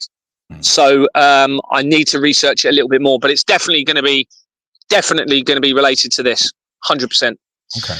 Adrian Dyke of BlackROOQ Group connects the BlackROOQ Group Real Estate Opportunity Fund UK Limited, LP Limited, again, a criminal company incorporated with Jordans Limited in 2007. This is the same as Exmoor Manor, and with many other companies on its incorporation document, which means all of those companies are also criminal.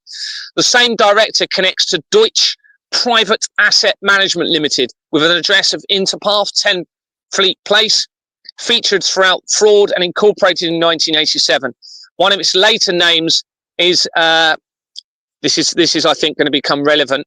One of its later names was Morgan Grenfell Trust Managers. Now, we had the Grenfell Tower fire in 2017, and this was from 1987 to 1999. It had that name. The company dissolved in 2023 as I continued the exposure.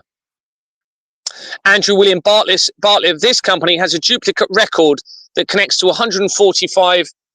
Oh, the battery's staying on 5, so it's not going up, but we're holding.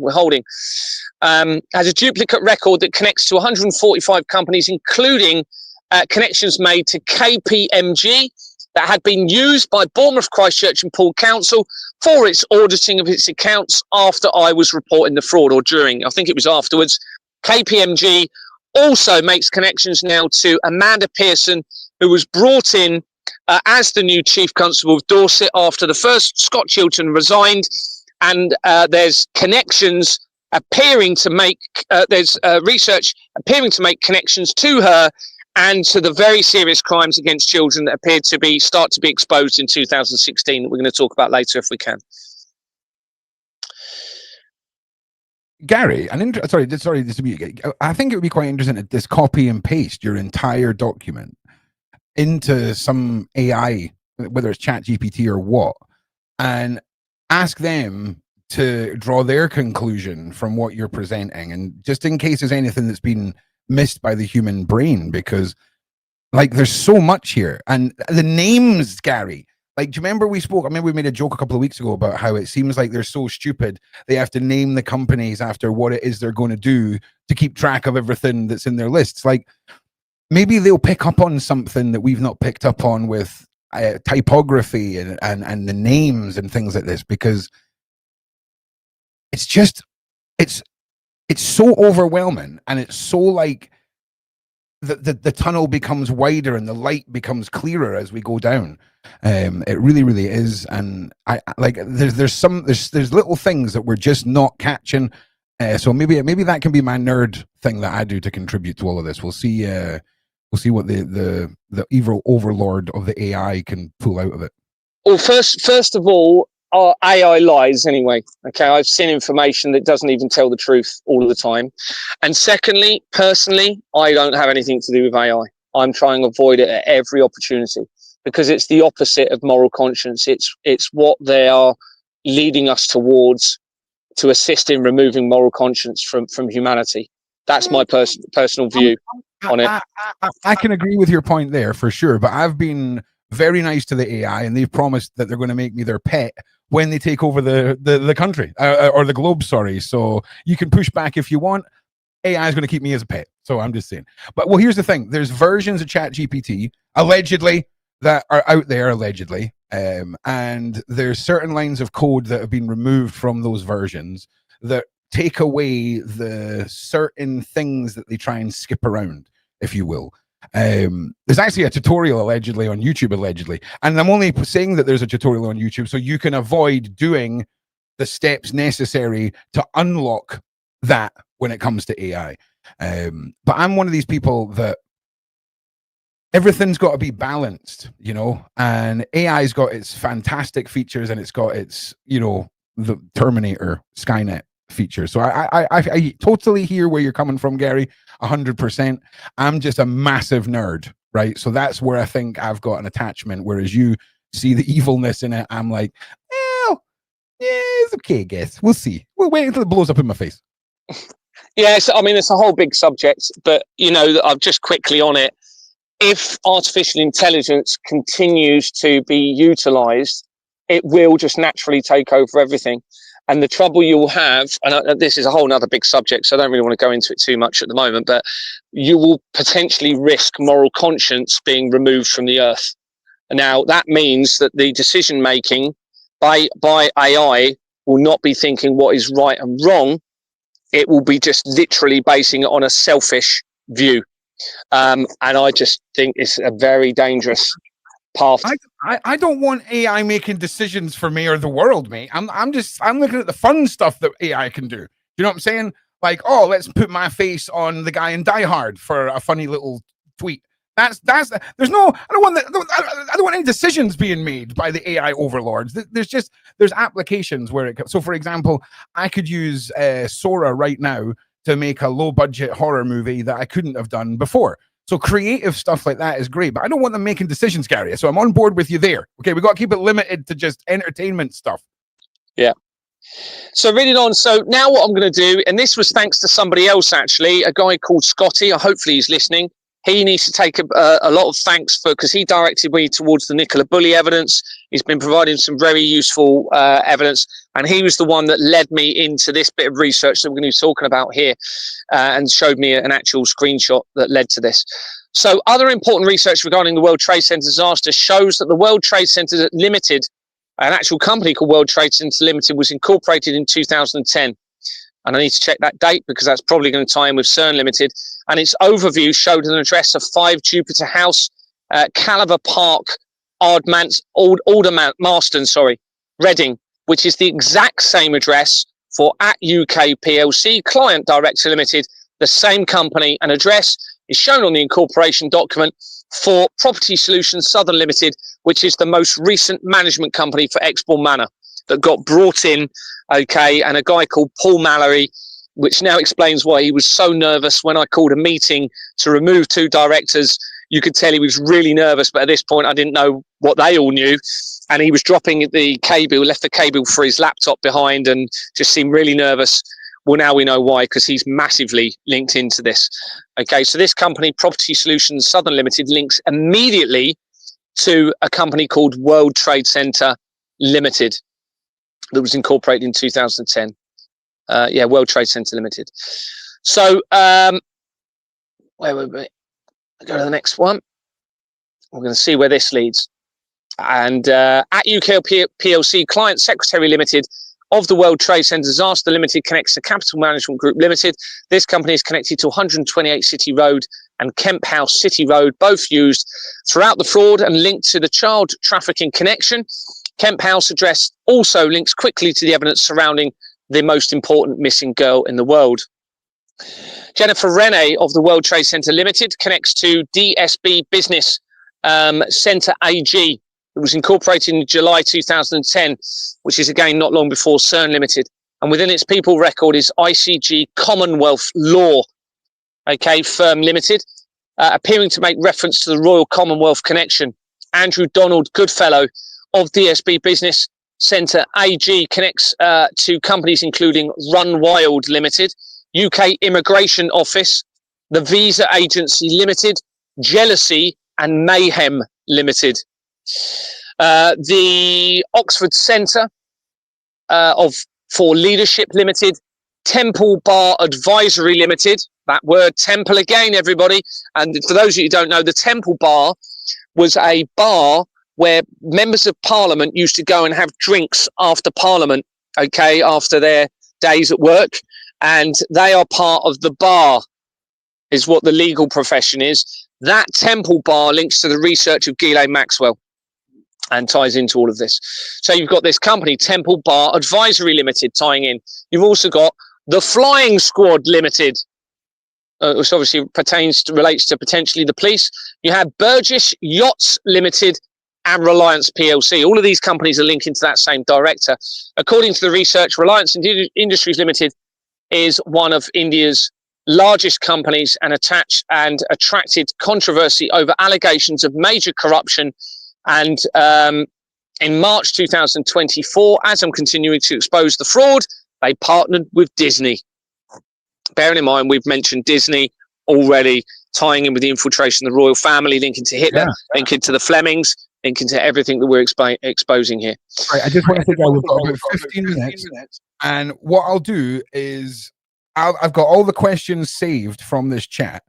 I'd rather not go just give you 15 minutes. So on the after chat, as long as Gary's battery holds up, we can take some questions there as well.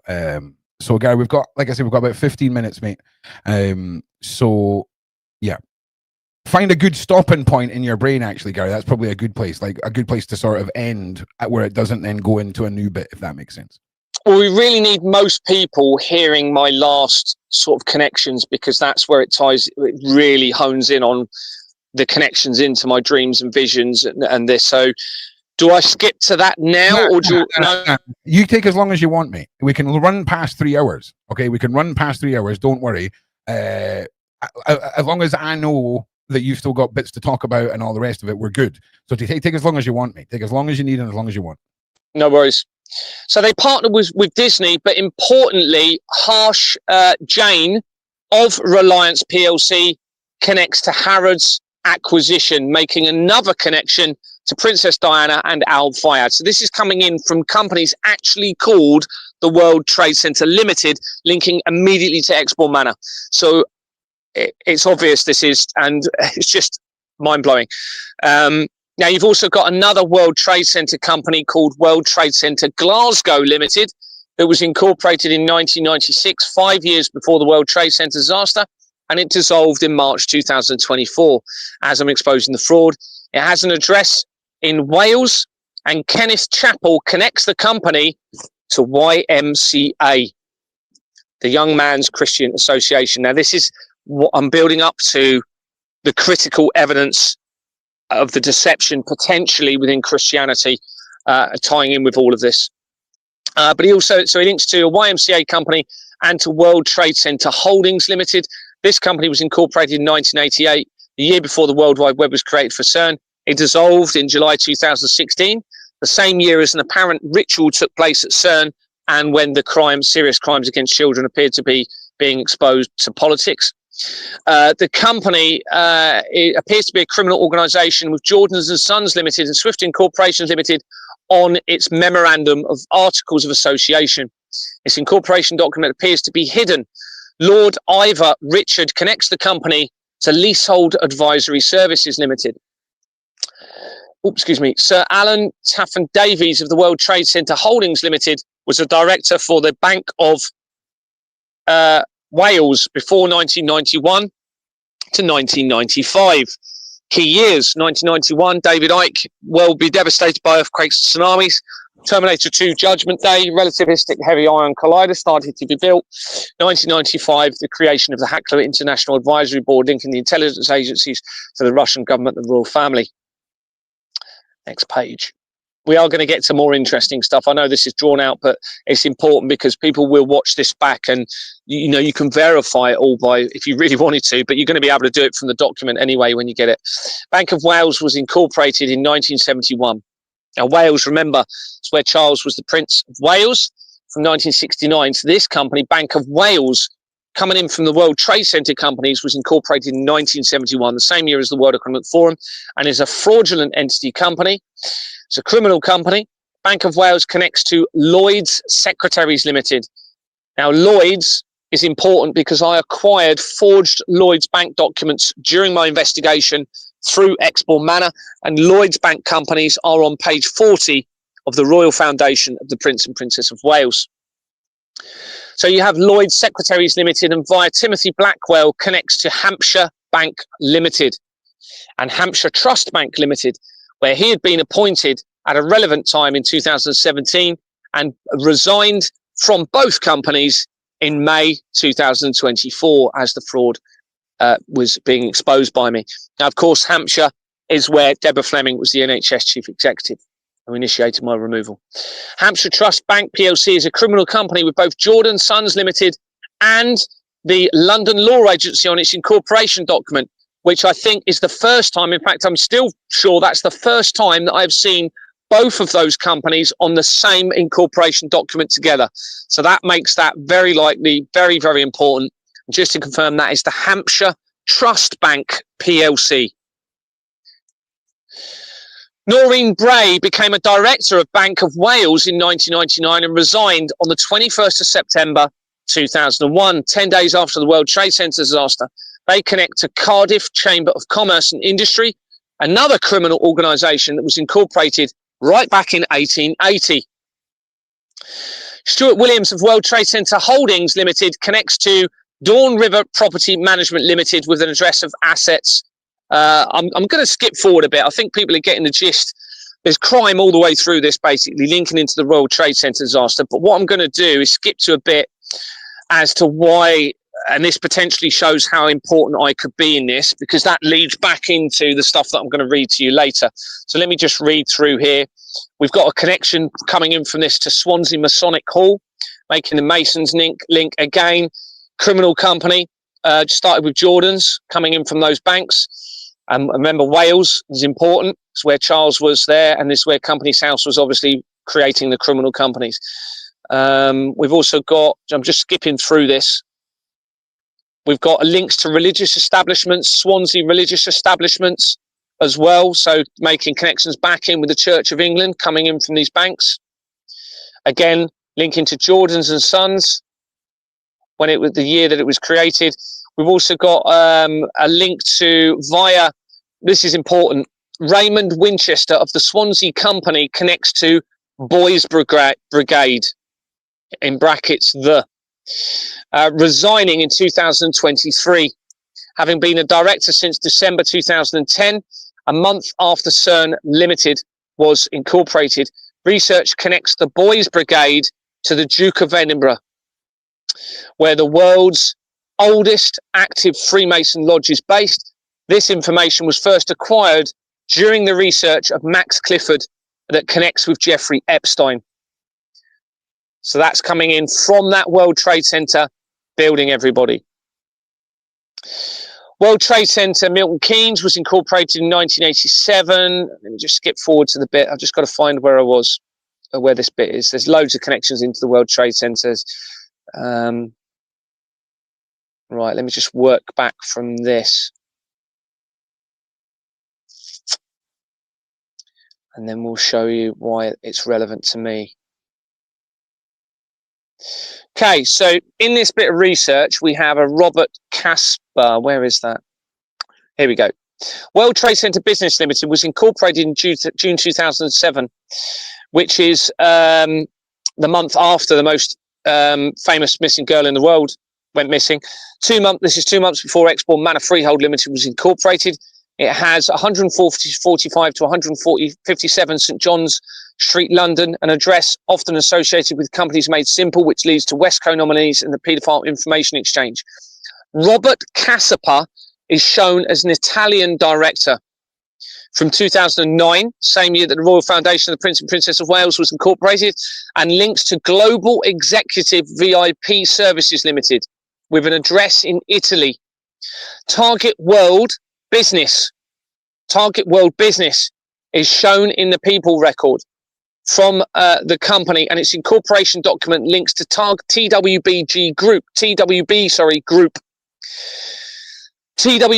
Holdings Limited. So that name we're going to come back to, that Roberta Cassipa. TWB Group Holdings Limited, which will be Target World Business. Whether that is a symbology to Target World Business, knowing that this fraud would actually destroy all world business, where they've enticed a lot of innocent people in, thinking that because it's limited liability, they're going to end up avoiding liability, not knowing about the forgery behind it and the crimes against children, enticing many, many people around the world into it, and then eventually end up targeting humanity because of or targeting business, world business, because of the crimes behind it and the links into the crime. I don't know. Is that a symbol? Who knows? but it dissolved in 2024. It makes significant connections to China. This is the Target World Group Holdings Limited. So that means the event, that potentially, I mean, this is going to have implications on worldwide business. Absolutely. This forgery, there's nothing we can do about that because you've got the crimes to the children. We can't allow it to continue. But my strategy will enable a staged transition into a new system. But we can't do that without some of these people involved in this getting on board and actually coming out with the truth. And we can deal with what they've been part of in the past, but to allow a transition into a new system. So early research suggests that China's leader is also part of the worldwide company's house fraud against creation. Target World Business Limited was incorporated in 2009, a month before the Royal Foundation of the Prince and Princess of Wales was incorporated and connects to most areas of the fraud, and it dissolved in October 2012, 3 months after CERN supposedly discovered the Higgs boson God particle. Particular name of Klunker, surname Klunker, Klunka of this company, connects to Crown Security Intelligence Investigation. Crown Security Intelligence Investigation, and in brackets CSII Limited, that was incorporated in 2013 and has companies made simple on its incorporation document, leading to the removed company name and the connection to the paedophile information exchange by Westco Nominees Limited. Do you know anything about Ron? You might ask him if he knows about the Proof of Weapons Network. No. It might have been mentioned to me, but I certainly haven't done any research on it. I'm aware of, is that to do with the patents? I've got a PDF with loads of patent numbers, and you can search them online, and they link to patents of weapons against humanity, such as using frequencies through televisions. I mean, that's a big part of all of this, the frequency attack on humanity. And the subliminal messages that it appears they can transmit through vision, but also sound. Yep. And actually, we come into that via my research later and how that ties in with the infiltration of the royal family.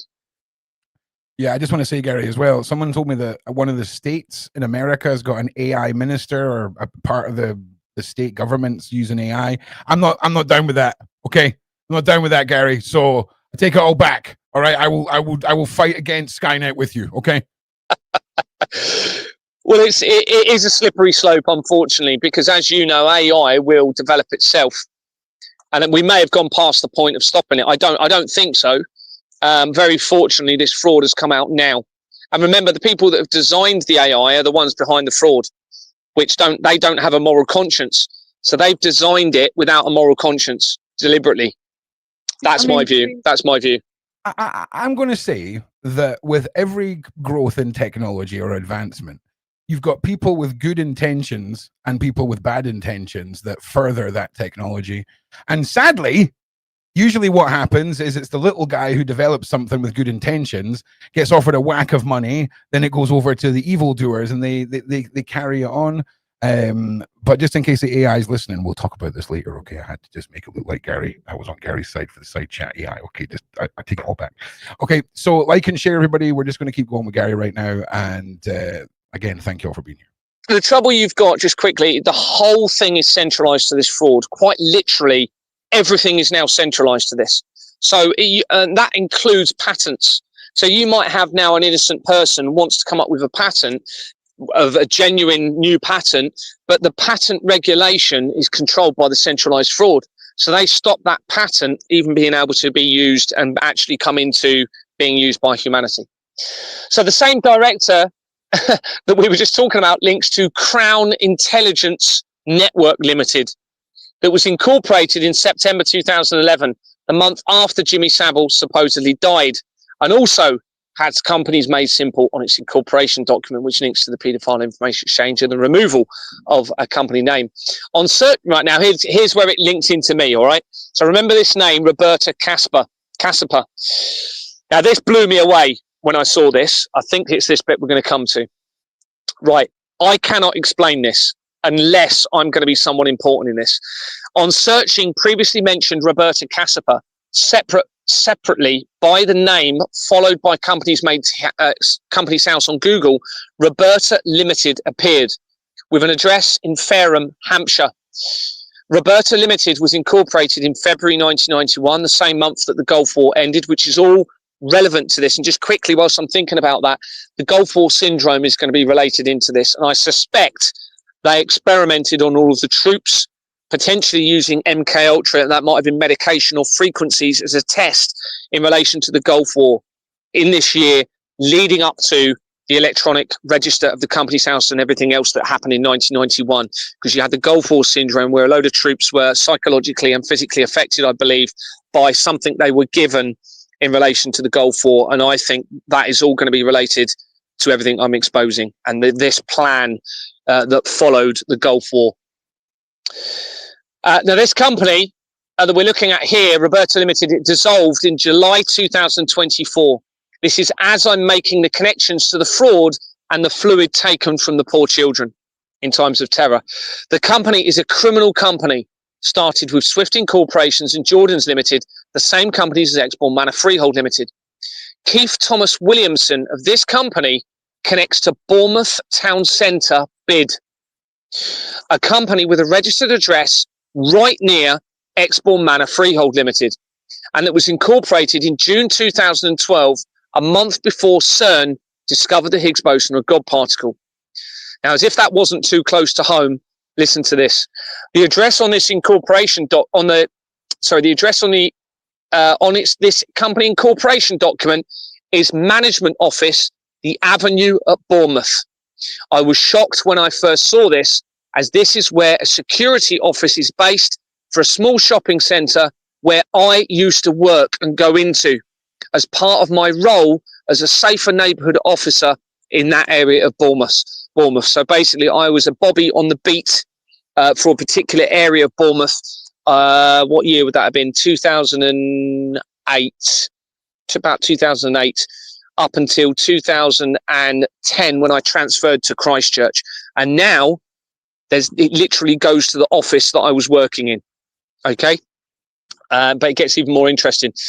So I was working at there is also an address at Richmond Hill in Bournemouth, a road that is mentioned in key parts of the fraud. And that is also linked to the research, immediate research of the most famous missing girl in the world.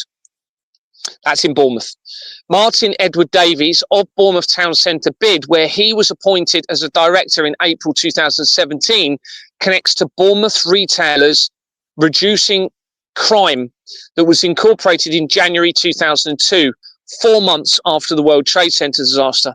John Mark James of this company connects to JPM Nominees Limited with a correspondence address of 24 Beechwood Avenue, Boscombe Manor in Bournemouth. That's literally right near Exbourne Manor Freehold Limited.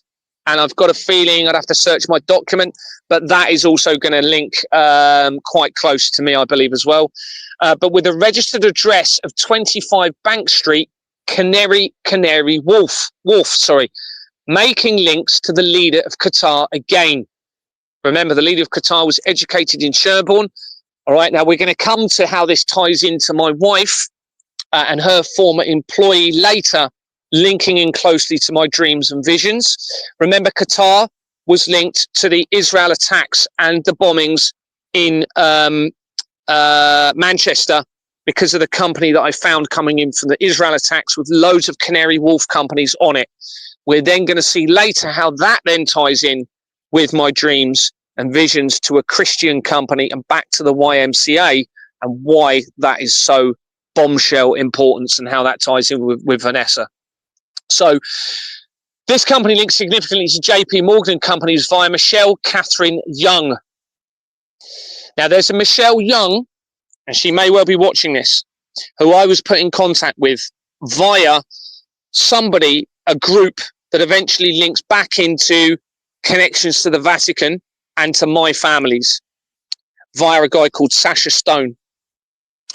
And Michelle Young, I'm not saying it's the same Michelle Young, but there is a Michelle Young that I was in contact with a lot, and she didn't tell me this, I happened to see her in a video sat next to Gordon Bowden. Gordon Bowden is the former military guy who identified the non-verification of the Company's House fraud linking to the address of 788 to 790 Finchley Road. And I've watched a video where he was sat in a conference called the ITNJ, which is the International Natural Courts of Tribunal Justice or something like that. Well, there was Michelle Young, sat right next to him. She didn't tell me that all the times I was speaking to her until I said, "You were sat next to Gordon Bowden, weren't you?" She turned around and she said, yeah, that was me. And by the way, Gary, just to let you know, words to the effect of, you've got the Israeli intelligence agencies involved in all of this. So, Gary, it was a warning to me to stop. It could have been a test. Now, I've had many, many tests. They've made me feel as though my van was going to be car bombed. They've set up a scenario where it looked like Russians, literally people speaking Russians, may have put poison on my van. So I've been tested deliberately. Now, that could be the same Michelle, because it links to JP Morgan. I'm not saying it is, if you're listening, Michelle, but you have a Michelle Young connected into this now, okay? So Michelle Catherine Young and Jane Elizabeth Lawson, with the same surname as the lead investigator for the case of Nicola Bulley, as mentioned previously. Remember, Peter Lawson died unexpectedly at the age of 50, and he linked straight into the what was the organisation? It's gone out of my mind, but again, that is on page 40 of the Royal Foundation of the Prince and Princess of Wales. Glenn Nietzsche of Bournemouth Retail Against Crime connects to various playhouse companies that appear to relate to the sex trade. One of these is Playhouse Clubs Limited. Remember, this is really close to the World Trade Center buildings. Research coming in to the office where I was working in the police, the actual office where I went and spoke to people and worked. It's not even the same building.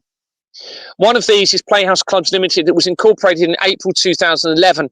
That is February, March, April, 2 months after the earthquake, Christchurch earthquake, and has FYEO Limited. It had a name of FYEO Limited from April to December 2011 and changed its name again in December 2012 after the supposed God's particle was discovered. On it, it has the Armoury Unit on its incorporation document, literally the Armoury Unit, Fort Wallington, Military Road, Fareham in Hampshire, on the incorporation document. I am aware that FYEO stands for your eyes only, okay? Because there is a guy that I was associated with called Jock Condon, who introduced me to my wife. He was the one, I believe he's going to be related to Paul Condon, who was the Chief Metropolitan Commissioner, who became the Chief Constable of Kent Police, where I was living in 1989, the same year that the World Wide Web was created for CERN. And then he became the Metropolitan Chief Commissioner. I suspect that Jock Condon is the relative of Paul Condon. And when I was out in a nightclub one night with him off duty, there was Prince William in that club. Literally. Okay, right. So, Gary, how do you process when you start stumbling across yourself, your relatives, the person that introduced your wife to you? I mean, it's got to be a lot. And then you were talking about dreams and things like this. Like, unless there's anything else you need to talk about, I'm absolutely itching to hear more about how you all tie in with this, if you get what I'm saying. Yeah, I mean, you're going to hear how bombshell it is later, but not just me, how it links in with Vanessa Emery, who's claiming to be the real heir, and how it ties us together. Oh, my money's on brother and sister. I'm just putting that out there right now. You were separate. You were twins. You were separated at birth. You were each given half an amulet, okay, but you lost yours, and she still got hers. And that's what. Once the amulet comes back together, evil is ended. I could write such a good movie about all of this. I'm telling you now. Okay. She's a bit older than me, so that's unlikely. But yeah, I mean, how do I process it? Well, look, I feel as I'm being guided by the Creator, and I just keep coming back to either I'm being guided by the Creator, or they are literally controlling time, remote viewing me, and they're controlling my mind and my body. Now, I don't think that's going to all be possible, and even then, it doesn't still make sense. So then you've got to come back to that you've got the Creator somehow working through me. That's the only, and you're going to hear later, I mean, it's just mind-blowing how my dreams and visions, and it's not just a dream or a vision, it's me interacting with the evidence that I'm finding at the same time, then links to a key part of the document and a potential deception around Christianity. It's just unbelievable. So, yeah, it's mind-blowing. Let's not delve into that. Let that be the part that we pick up on the next show. Let's not, because like I want to end this in a way that it feels like an ending rather than a pause, if that makes sense. Because there's so much, Gary. And like I say, there's moments where you might get lost a little bit, viewers, but there's moments where you click with one of the things that Gary's saying, and then you're 3 hours into a podcast where you've had another 10 or 11 little clicks, and it really is mind-blowing, Gary. And the fact that we're now getting into what I'm going to recall like the mystical section of this, the fact that there's this ring, there's this potential heir to the throne. This is like a fable, bro. Right? Like, do you know how many freaking computer games I've played with this plot set in a fantasy world? Do you have any idea?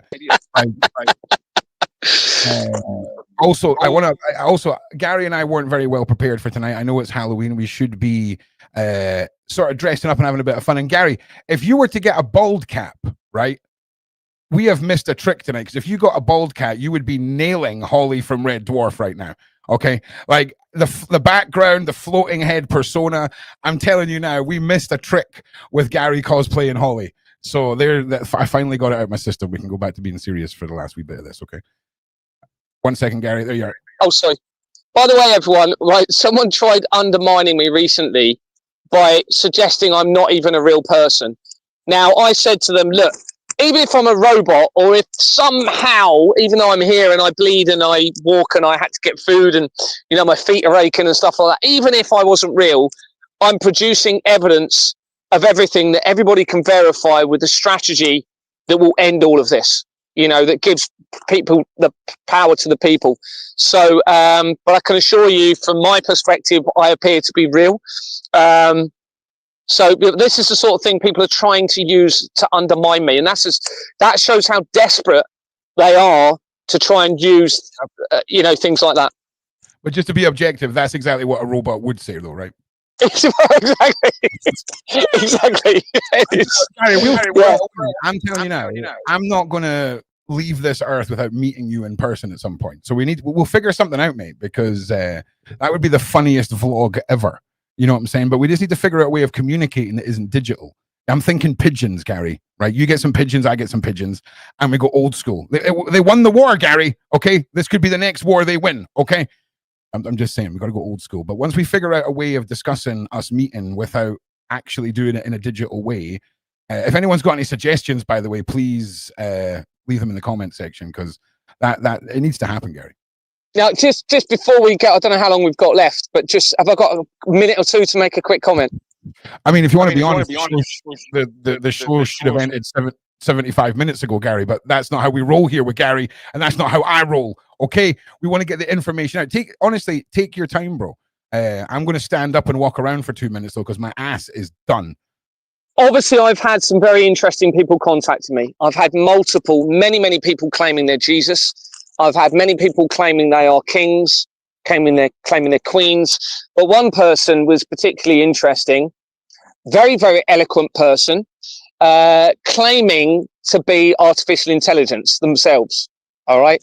And they were sending me loads and loads of messages, which sounded like, and it was like a conversation. You wouldn't think it was artificial intelligence. the worrying thing is I found an alias name linking to an image with some very unusual videos attached to them. However, when you speak to them, very, very eloquent, and they ended up saying, and I might have said this to you, Gary, you will find out who you are in all of this. They said, Gary, you have lived 12 lives. I think it was 12 lives. And you have been leaving clues each time behind as to what you've been uncovering and what you've been investigating. And of course, I was thinking, oh my goodness, this is just so much for me to. Sorry, go on. I could, like, if I'm being honest, if you want to go down that kind of road, I could totally get behind that narrative, Gary. Right?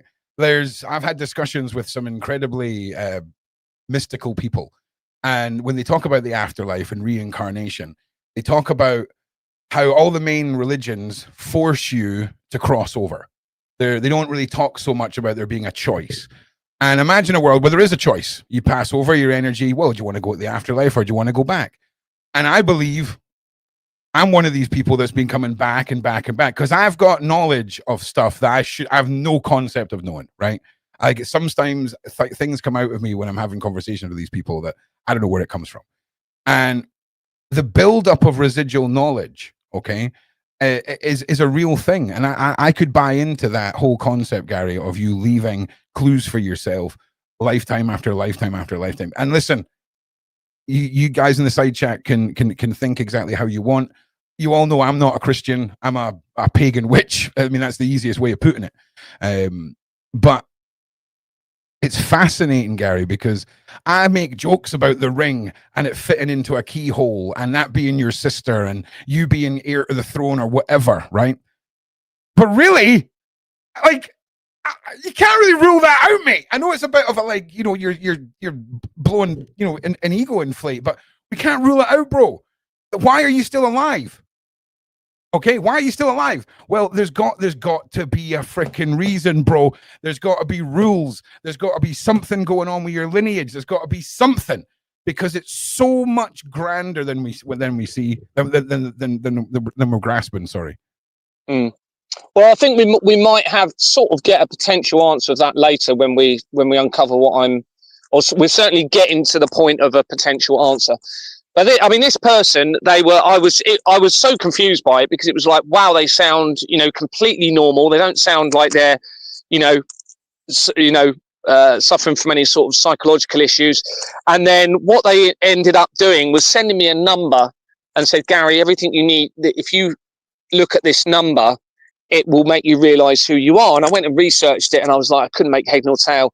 And they said, Gary, you will find out who you really are in all of this. But I've had a look at the number again recently with what I'm finding. And when I type it in, the first thing that comes up is a legislation transcript to do with, on a legal site to do with legislation.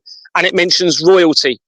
There's something about a mention of royalty. I can't remember. I haven't really looked into it again, but it mentions something to do with royalty. But this person said that I'm either the designer for everything that we're living in, or she mentioned I've got the voice message. I can send them to you, Ron, actually. Yeah. You can listen to them all. You can listen to all of these voice notes from this person. Gary, did you ever see that movie, The Cube? Right? Do you remember, like, the high functioning autistic guy in The Cube that designed the whole cube, but he couldn't, and he was the only one that won the cube? I'm telling you, you could be the designer of it all. I'm telling you now. If anyone knows what I'm talking about, put a 1 in the side chat so that I don't sound like a lunatic. But that could be it. You could be the architect. Well, I don't know. I think there's going to be something important. They certainly want me to believe there's something important. I'm muting you again. I'm nerding out for 30 seconds. Everyone just has to deal with it. So, if you're some sort of grand creator, right? I'm sorry, as far-fetched as you, I know you just want to brush past stuff like this, but that's not how I work, Gary. Okay, the ADHD doesn't work like that. It would make sense that if you were some key involvement in a looping soul of the universe, a great designer, a great creator whose free will is more important than anyone else. Interfering with you interferes with the grand plan and creation. And for a simple man, as we are, to be able to contemplate that, it's too great a task. It's too corruptible for you to know your true potential. And I think I'm going with full-on mystical Gary. That's what I'm going with, because that's the only thing currently I have that makes sense for why Gary would be alive. Let's just be honest here. People have been taken out for way less, right? Way less. And I'm not looking past that as a thing.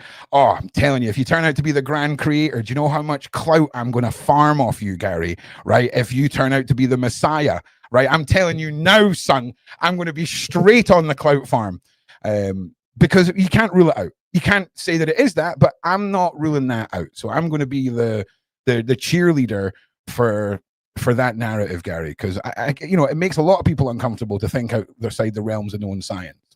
But I'm here for it, man. If I can believe, if Epstein Island's real, fairies can be real. Okay. all I can do is present the evidence and, let people draw their own conclusions as to who I may not be in all of this. But there are signs that they want me to believe on something. Okay. There's been actual things said to me that actually has exposed them even more, but they've wanted me to expose it. Now, I don't understand why someone would say certain things to me to expose them even more to potentially the most serious crimes against children, unless there's something they know about me, which has then led to more evidence that I've managed to acquire to expose them. It just doesn't make sense. But anyway, so research of Playhouse. We've got this connection to For Your Eyes Only, and we also have a connection to a company called Playhouse. This Playhouse suggests that it relates to Playhouse Theatre in the West End of London, and that it has been refurnished and was showing the Kit Kat Club. And this was quite recently, in the last couple of years, where the Kit Kat Club has already featured in the research surrounding Ghislaine Maxwell. So this appears to have been another bit of information they might have put there deliberately for me, I don't know. But that Playhouse then linked back into Ghislaine Maxwell. David Squire of the Bournemouth company linked to Yellow Buses Holdings Limited. It was incorporated in May 2019, 2 months before Jeffrey Epstein was arrested, and dissolved in 2023 again as the exposure continued.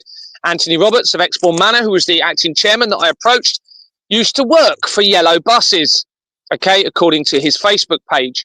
Squire, and then he worked for AFC Bournemouth when I last left the building. Squire also links to Vintage Yellow Buses Limited that had been incorporated as on the Companies House register as the Companies House was being made electronic and dissolved in November 2022, as I was making inquiries with Exbourne Manor.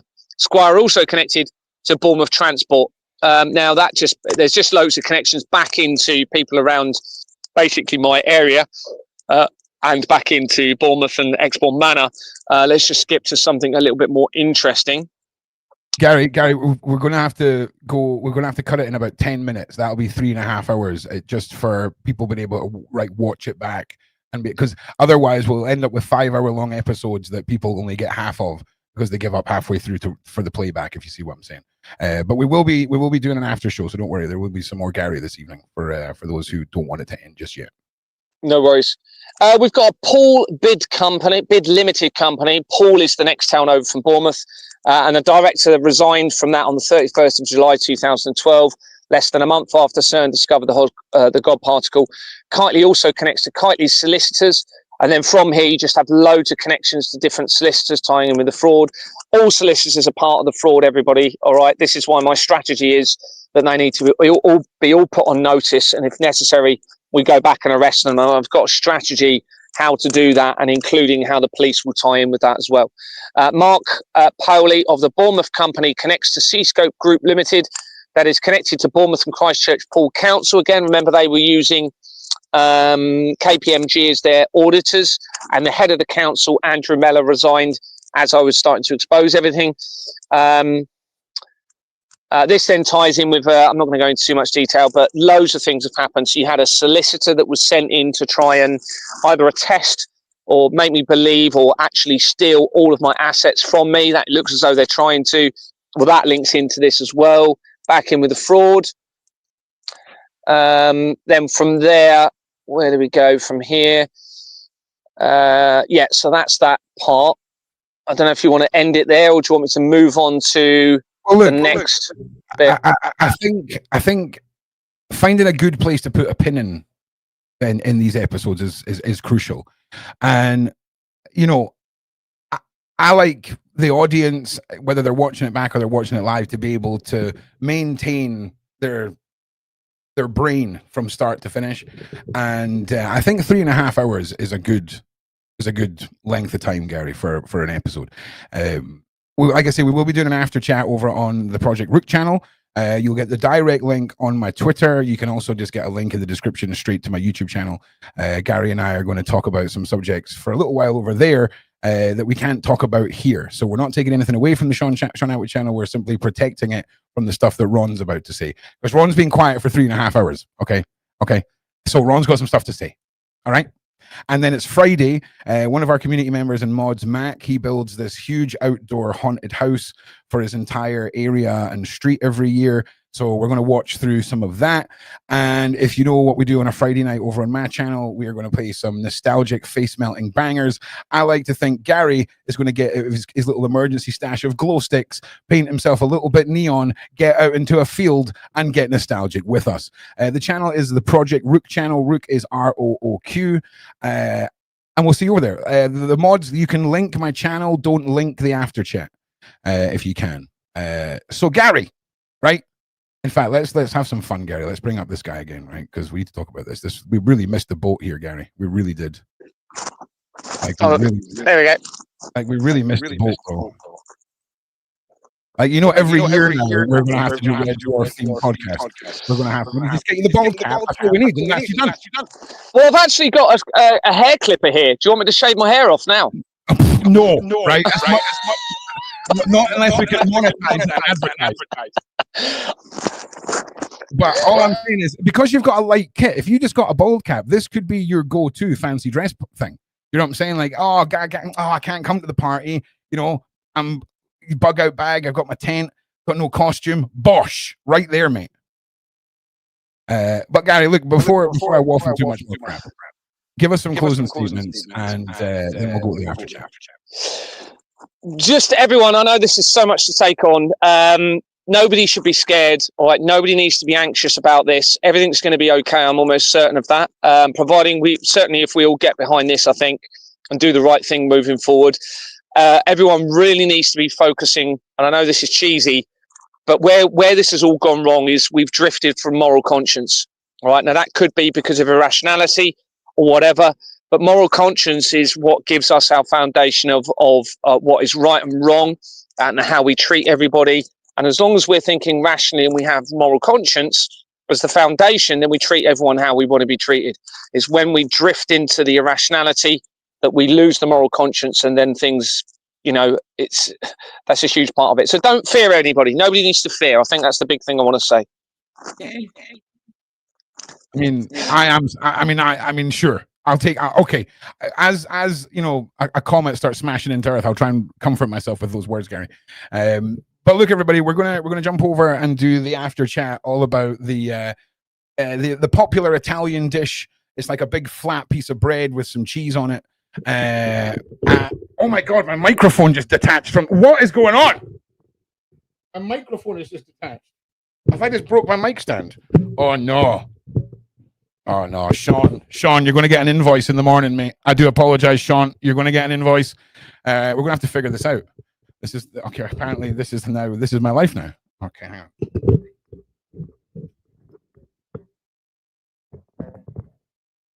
Oh, Gary, this is bad, Gary.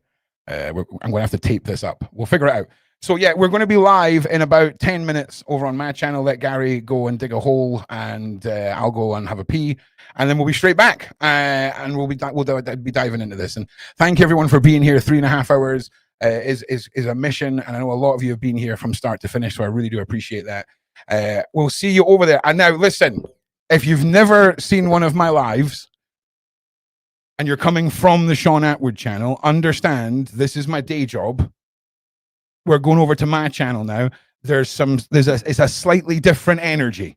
Okay, it's a slightly different energy. So you might want to have headphones on and stuff like that if you've got kids running around the house and things like that. Okay. Okay, Gary. See you in a minute. All right. Nice one, mate. We'll see you all over there. Thank you all for being awesome. Like and subscribe, and I don't know. I don't know. Just think. Imagine I said something amazing.